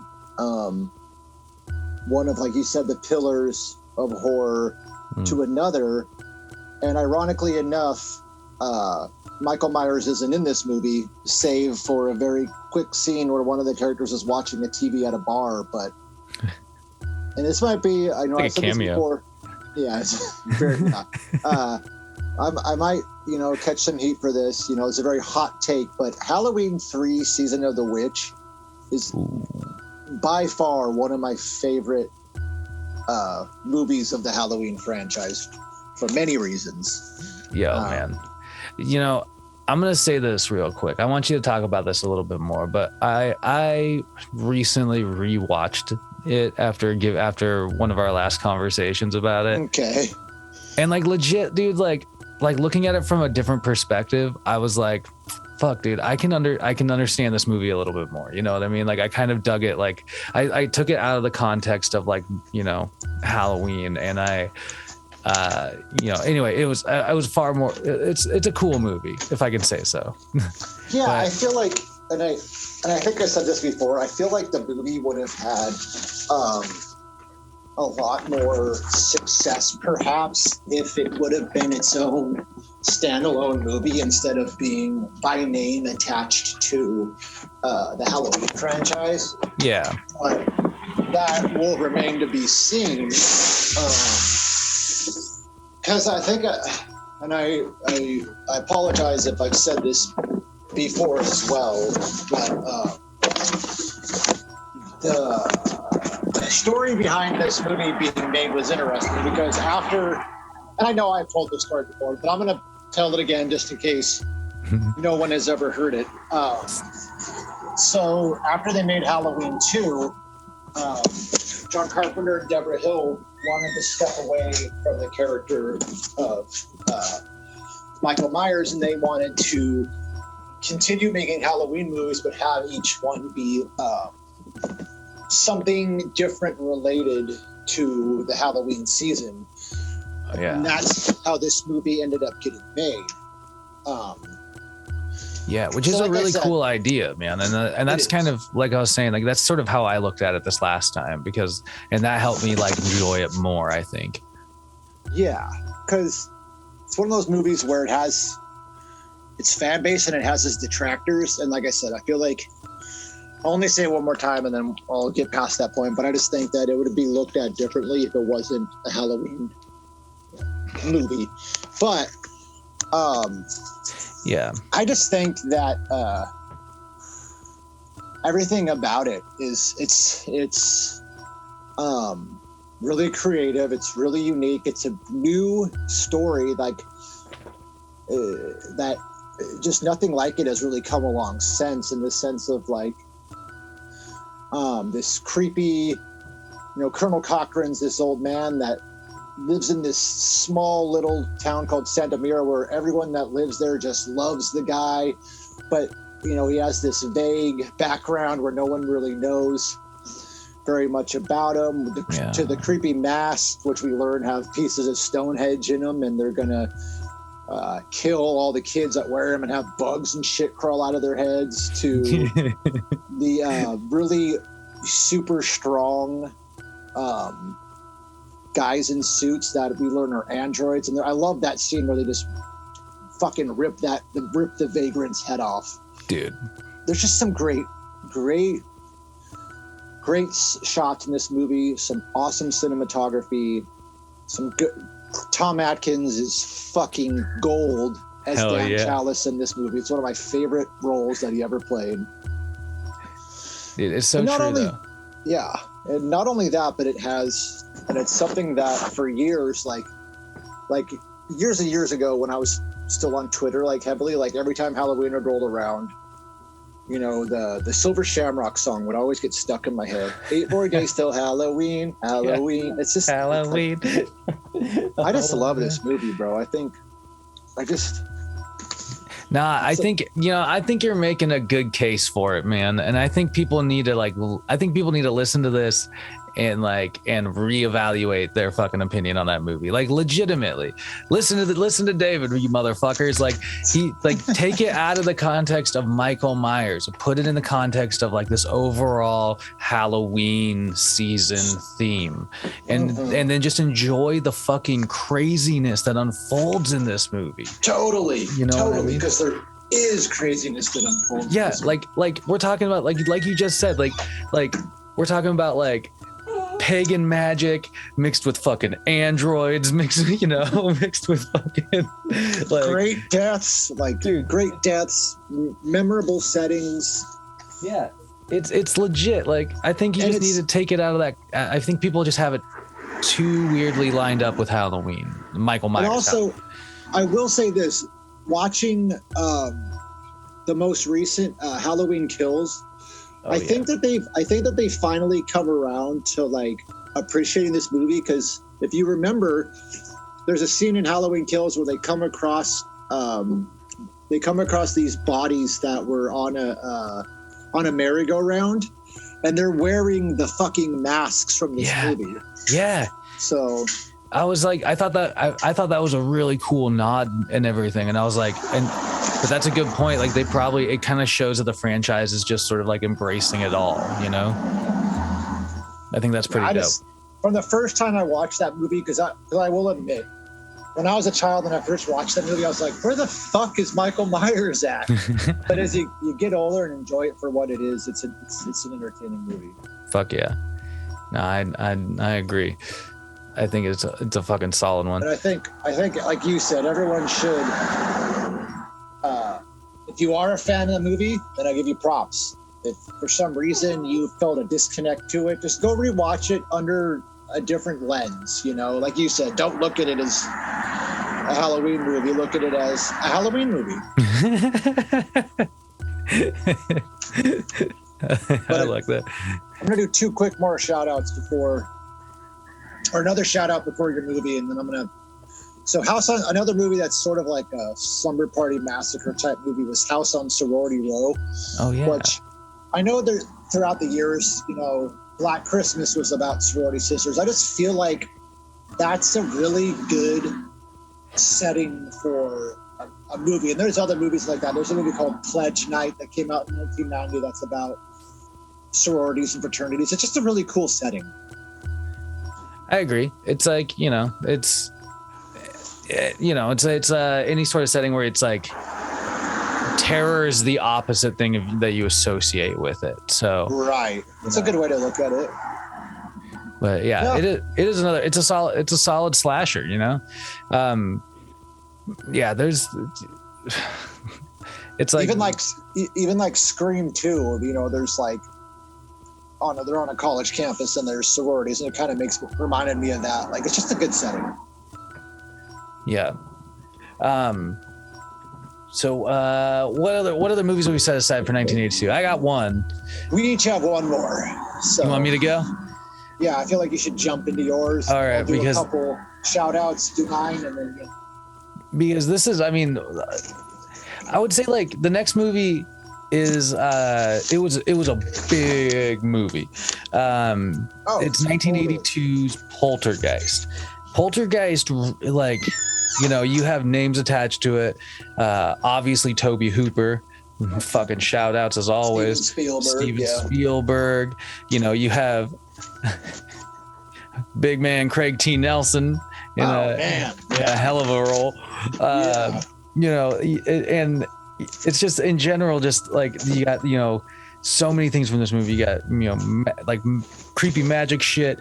You got creepy kid shit. You got, you know, you got a really relatable family in a way. Like, these people don't seem like terrible folks, so you're just sort of like, not at all. Damn, dude, like this shit's just fucking happening to them, you know. But overall, like, I think the reason I think the reason why Spielberg wasn't directly attached to this project, right, was because he was working on E.T. at the time, right? But and that's why, like, there's some weird like issues with that. I don't know if that's where you're going with it, but yeah, there's like all these people that like fully believe that it was directed by, and there's also like mixed stories from people on the cast that claim that, you know, Hooper directed it. Some people claim that Spielberg actually directed them. They went back on those thoughts. So it's just unfortunately for Hooper, even though he's dead now, that he had to like deal with that throughout his career, because it kind of detracted from, you know, from him in a way. I agree. I think, you know, in theory, seeing both of their names attached to the same project would really bolster Hooper's career. But I think the weird issues that came up, like, were something that, you know, like you just said, like kind of ended up like not really getting him to that full on next level. Like, you know, where like Spielberg's like the guy you don't fuck with in Hollywood at this point. And not that he was, you know, they just seemed like a lot of the controversy was like that, you know, like Hooper was set as a director, but Spielberg kept like jumping in. Like I read that, you know, Like, a lot of times creative there's like ideas, stories yeah. about like, you know, they would have lunch meetings in like the general like studio cafeteria, and then if Hooper didn't like have a firm idea on it, like Spielberg would be like, do this.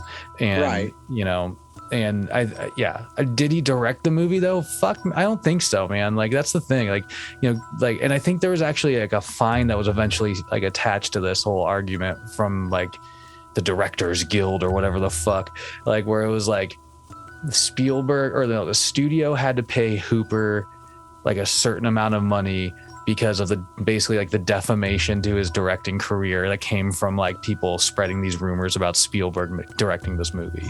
You know, and like Spielberg needed the fucking credit at this point anyway.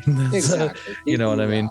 But either way, this movie is fucking like, it's a cool It's a movie. classic. It's a classic. It is. And you know, like you can see some like bigger like influence, bigger studio influence in this, which is like a huge step up from where you know Tobe Hooper kind of like his works got started, you know, with Texas Chainsaw Massacre, and you mentioned the Fun House. Well, yeah, like because the Texas Chainsaw Massacre just totally has this feel of, and that's because that's the case of just this young person with not a lot of money that made a movie that turned out great. Where, like you said, when it comes to Poltergeist, like you can tell there's a bigger budget. There's more.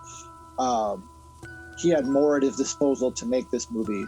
Absolutely. So, totally. And look, and he knocked it out of the fucking park. Because like this, there's a lot of fun elements to this movie. Like, but like, you know, some of the standout things, obviously, like you get a really creepy clown. Oh fuck! That forever makes you afraid of, one, clowns, and two, being under your or looking under your bed. That fucked with a lot of people for a long time. It did, man. It did. Arguably, you know, that was like, you know, if Spielberg scared everybody out of the water with Jaws and the shark, like Hooper scared everybody, all kids from looking under their bed and clowns. Like, there's also a good tree attack scene. Yeah. There's the infamous like scene with where she's in the pool full of skeletons, and there were like real skeletons that they used to film that. Yeah. Which is fucking crazy, dude. Like that would be so weird. And then there's, you know, Zelda Rubinstein's iconic performance as Tangen, you know, she comes in to the clairvoyant. Yeah, it's just, she's amazing. Dude, her style in this movie is so fucking on, dude. She like, it's like such a cool character. Like, but ultimately, you know, I mean, it is centered around like a general storyline of a house being developed on an old burial plot of sorts, you know, where spirits have come back to enact. I don't know, not necessarily. Yeah, well, it's like revenge. It's like not necessarily like it's like whoever would live there. It's not the specific family. It's basically like because they're the family in the house. Well, actually, I mean, because there's sequels to this movie. There's 2 sequels. Yeah, there are, and I don't think I've watched either of them in length, which I feel like I need to go do, because they do follow like the family. Yeah, that's I guess the only thing that I'm intrigued by is like another sad thing about this movie is that Heather O'Rourke that plays Carol Ann, she ends up dying a couple years later. She was like 11 or something like that. So it's like one of those movies that has sad. You know, not necessarily a curse movie, but it has those kind of ties to it. But yeah, it has some weighty connotations with it. I think that when people, but I think Poltergeist is definitely up there in the pantheon of like really great horror movies that people will talk about at length. It's also another one that, because of how good it was, spawned a really shitty fucking remake with awful CGI, just once more proving that practical effects are above and beyond. Absolutely. Way better than CGI. It's just, you know, I've never really asked you this question. You've asked me this sometimes when we've been talking about movies. Like, what is it about this movie that, like, really hits it home for you? You know, I think it's mostly it's the idea that like, you know, you're in your comfortable space, right? Like you're in your home, you know, you're with the loved ones or whatever, and you're just, you know, you think you have that control.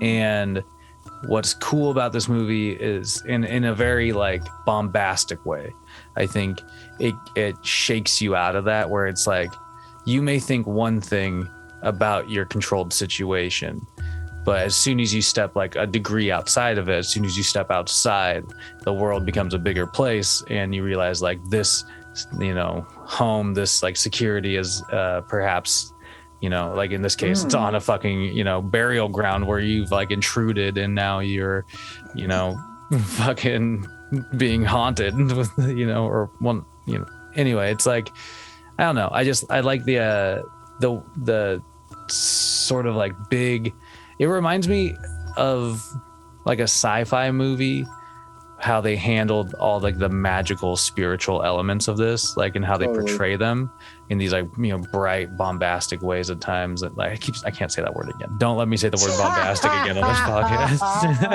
podcast. But I also really just like I don't know, like I said, I think it sort of spawns for me. It's like all these kind of things, as well as like the fact that it's in that way, like it's something that spawned a litany of like subpar versions of this movie. Totally. But it created a firm trope, you know what I mean, for horror, which I think is pretty fucking cool. You know, and then but obviously continue. I also think it's like, it's a movie to defend, because as popular as it did get, like, you know, like it was up for an Academy Award that year, and it lost to Spielberg's E.T. You know what I mean? And I think, you know, it's a testament to like how far horror can, like how high in the Hollywood big studio echelon horror was able to climb. You know what I mean? That's a good point. At that point in time. Because especially from someone that directed something like the fucking Texas Chainsaw Massacre. That's what I mean, dude. I think that's yeah. I really remember the first time that I made that connection too, where I was like, wait, Tobe Hooper. Yeah. Tobe Hooper. Where do I know that name from? And then I'm like, oh my God, Tobe Hooper did Poltergeist and, you know, like da da da da da. I was like, what the fuck? Yeah, his filmography is pretty interesting, you know. God, Life Force though. And it's just like, it's not like some directors kind of have the same feel, where it's just like a lot of his movies were so scattershot around different parts of the genre, so it's just cool. Yeah. He's iconic. You know. Yeah. And also, I forgot to say, it's one of those movies too that kind of, in the way like Terminator, you know, I'll Be Back was famous forever. Poltergeist has one of the greatest creepy lines in horror. They're here, like it's just so. They're here. You know, then the sequel is They're Back, but yeah, They're Here is just a great horror one-liner. It's so legit. And you know, bouncing off of one of the things I said, I just wanted to note that, like, you know, just looking at the fact there, this movie was the 8th highest grossing movie of 1982. Just in general, not horror, but like in general. Just in general. And I think that's like a pretty cool fucking, like, people embraced this movie. You know what I mean? Like, I think it wasn't like a polarizing, like, specific type of fans, like slasher fans will like this one, you know. Yeah. It's like everybody, but either way. So I just want to do a couple shout outs, and I want to do a couple from every year, because there's some that I missed. So 1980, there was a movie directed by David Hess called To All a Good Night, and it's a really shitty movie about a killer in a Santa Claus outfit. That's all I'm going to say about it.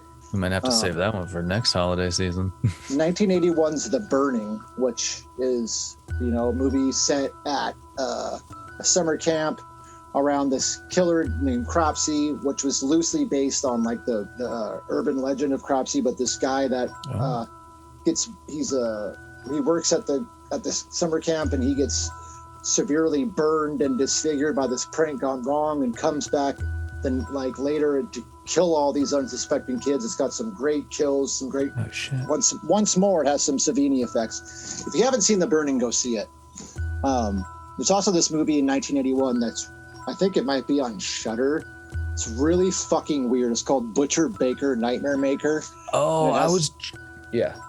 Yeah, it has some weird, like, kind of like incest like vibes to it. Yeah, that's what I was like. I was like watching. I was looking at it, and I was like, I was gonna suggest it for us to do as a movie, but I haven't watched it yet, and so I was like, it could be like, I can't tell if it's a good movie or if it's like just like too cringy. Well, go watch it. Yeah. Let me know what you think. But would you say, like, I mean, having watched it, I think it'd make an interesting episode. Yeah. It's a pretty cool movie. It's a pretty interesting movie overall, though. Mm-hmm. Okay. And then last couple shout outs. These are all 1982 movies. So we have The Prowler,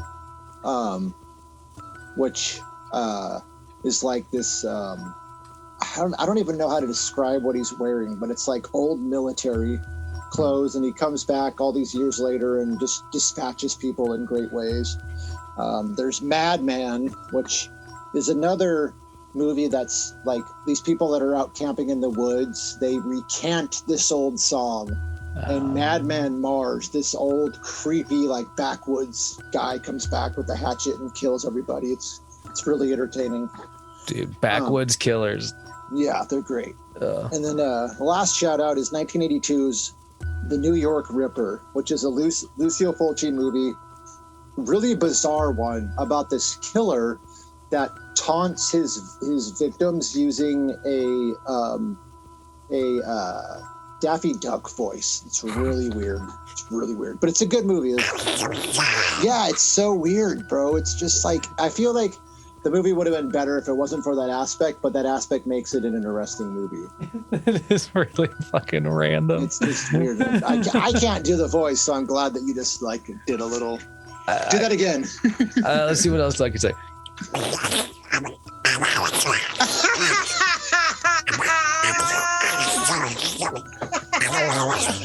Dude, this voice is bugging Bowie out. He's like, "What the fuck are you doing, Papa?" I just think in the lexicon of voice acting, like that's just such a great voice. Like, I wonder why they thought of that. You know who could do it super fucking well? Bowie. Who? Jim Vines. Oh, Troy's really? dad. I can picture that. He could actually he could say all sorts of shit. Like I can barely say anything. Like I could, but he could like almost enunciate words in that kind of voice. Man. I was like, dude, how? Like, yeah. Shout out to Jim Vines, man. He was true the fucking coolest, hero, dude.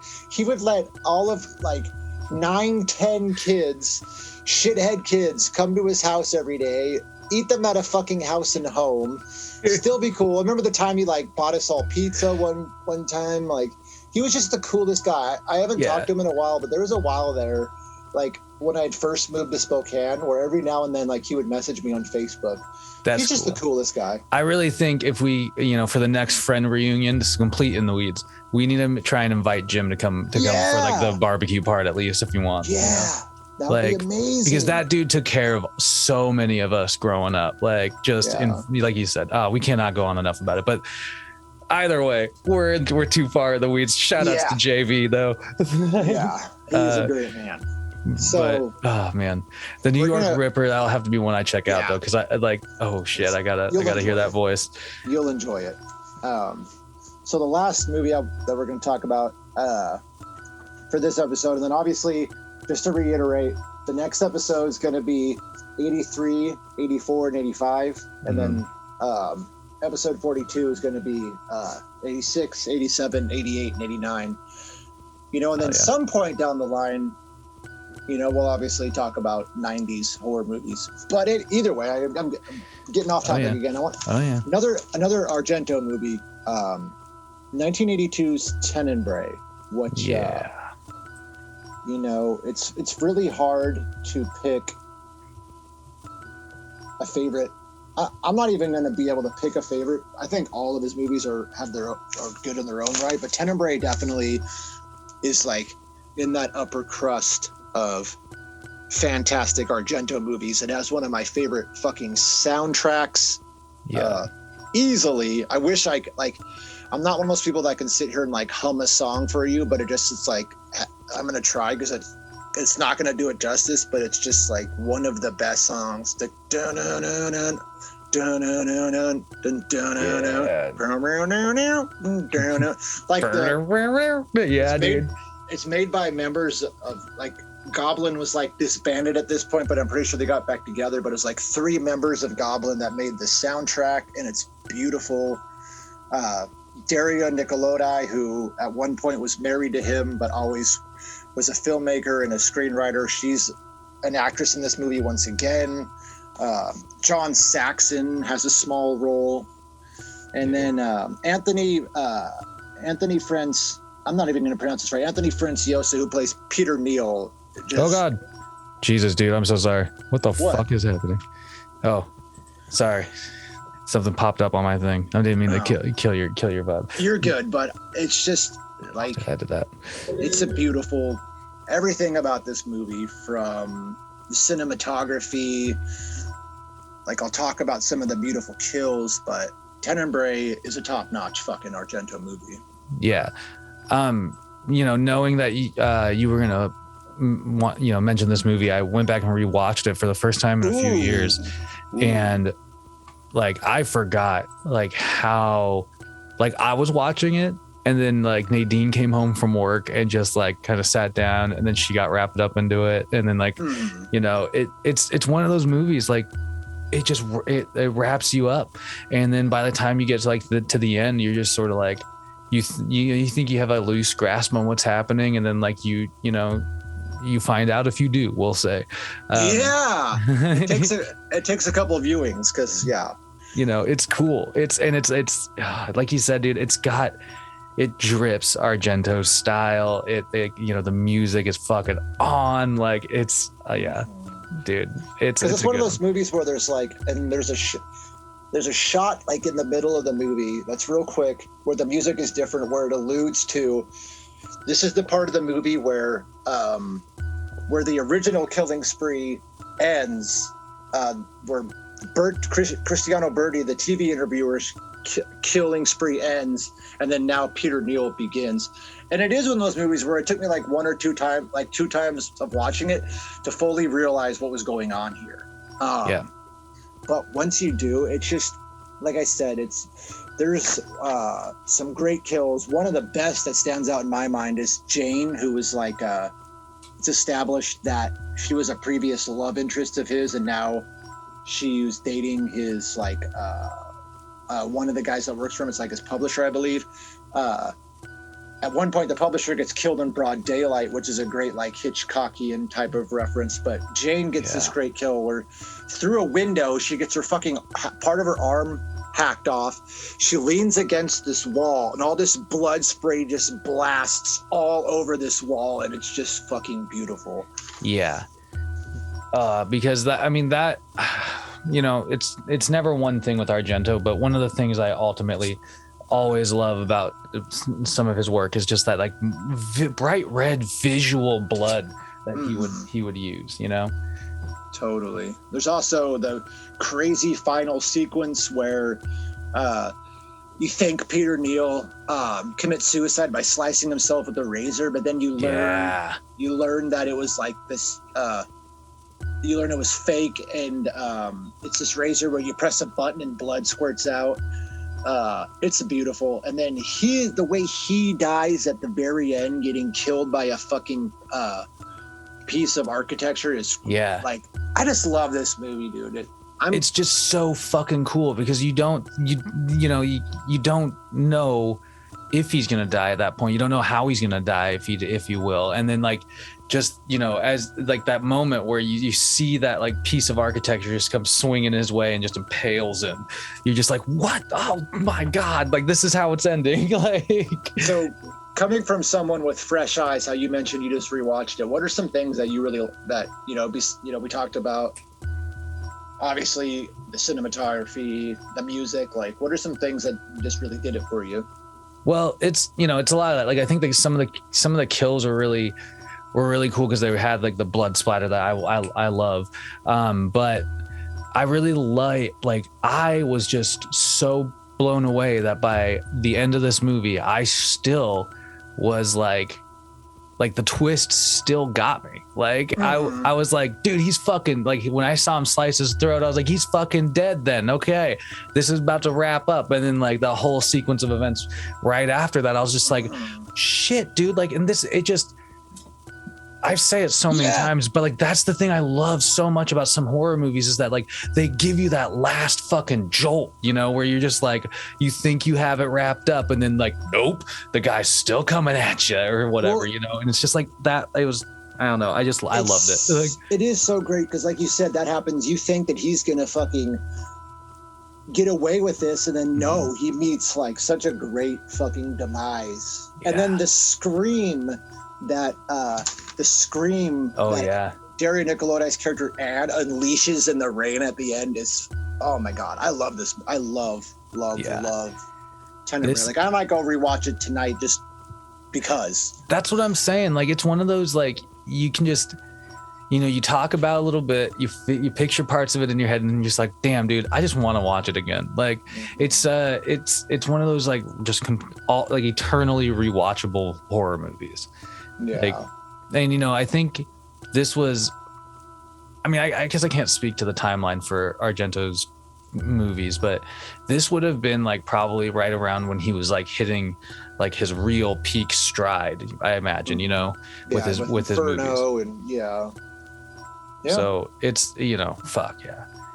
I think. I mean, he has so many good movies. Suspiria, obviously, Inferno, Deep Red, Tenebrae, Phenomena. Like I was thinking about this just the other day, dude. I want to start collecting like his movie soundtracks on vinyl, like because I saw the local record store had like a copy of like the Suspiria one, and then I was like, I looked it up, and I saw like there's, you know, the one for Tenebrae, and then you know, I thought it'd be super cool to get like as many of them as I could. You know, I want to start doing that because as a record collector, that'd be cool. Yeah. The music is like in his movies is some of my most favorite aspects of it. Without a doubt. You know what I mean? Like he really knew how vital music could be to a movie. I think better than most directors out there in that sense, you know. Absolutely. Obviously Carpenter, you know, made some iconic music too, but I think it takes a special director to realize how important that could be to a movie.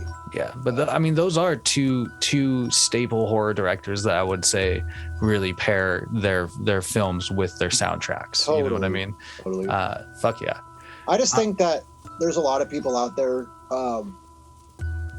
that maybe haven't watched a lot of Italian horror or don't really know who Argento is, but I feel like once you do and once you start getting into it, that you're gonna fall in love with it because it is its own great style, beautiful cinematography, beautiful visuals, everything. It's just, even though it's these brutal movies where people getting killed in terrible ways and awful shitty people, they're beautiful movies. Oh yeah. And I could watch them any time, any place, and still love and be as blown away by it as I was the first time that I watched it. That's what I mean. And like so many movies, they just don't have that quality, you know? Right, right. Unfortunately. Yeah, true. It's very unfortunate, but it makes these rare ones so worth it, you know? Mm-hmm. I completely agree. Hell yeah. Well, okay, so we got to close out this string of years there, because you know, David mentioned it earlier. We're going to be, you know, focusing on 83, 84, and 85 coming up here. Yeah. And you know, another exciting string. The reason we're doing that is because there's just the 80s are saturated with you know, solid fucking horror. So it's I'm glad we're giving ourselves time to breathe on this. You know, we need it, man. It would have been a disservice to just do one episode. And I feel like splitting it into 3, like we could have even split it into 4, but I didn't want it to drag on that long. So I feel like, but yeah, like I said, it's a good idea to split this up because there is just so much horror. It's so much good horror. Oh yeah. So yeah. Well, hey, well, like I said, we'll leave it there. You got like take some of these horror recommendations and roll with them if you haven't seen them already, because they're like all. I mean, a lot of them are just great, like fan foundational, like great movies. So check them out if you haven't. Keep listening always. The WacArnold's brothers are churning them out. Why? Because that's what we're here for. David, you got any last words wrapping up these 3 years? I really don't. Just if for the listeners, if there's something that you heard here that you maybe haven't seen a movie and we piqued your interest and you want to go see it, then I would recommend you do that. Or if there's something that you have seen before and we brought out nostalgia for that movie and you want to go watch it, just basically all I want to really do with these is just get people to either branch out and watch something they never watched before or rediscover their love for something they have watched before.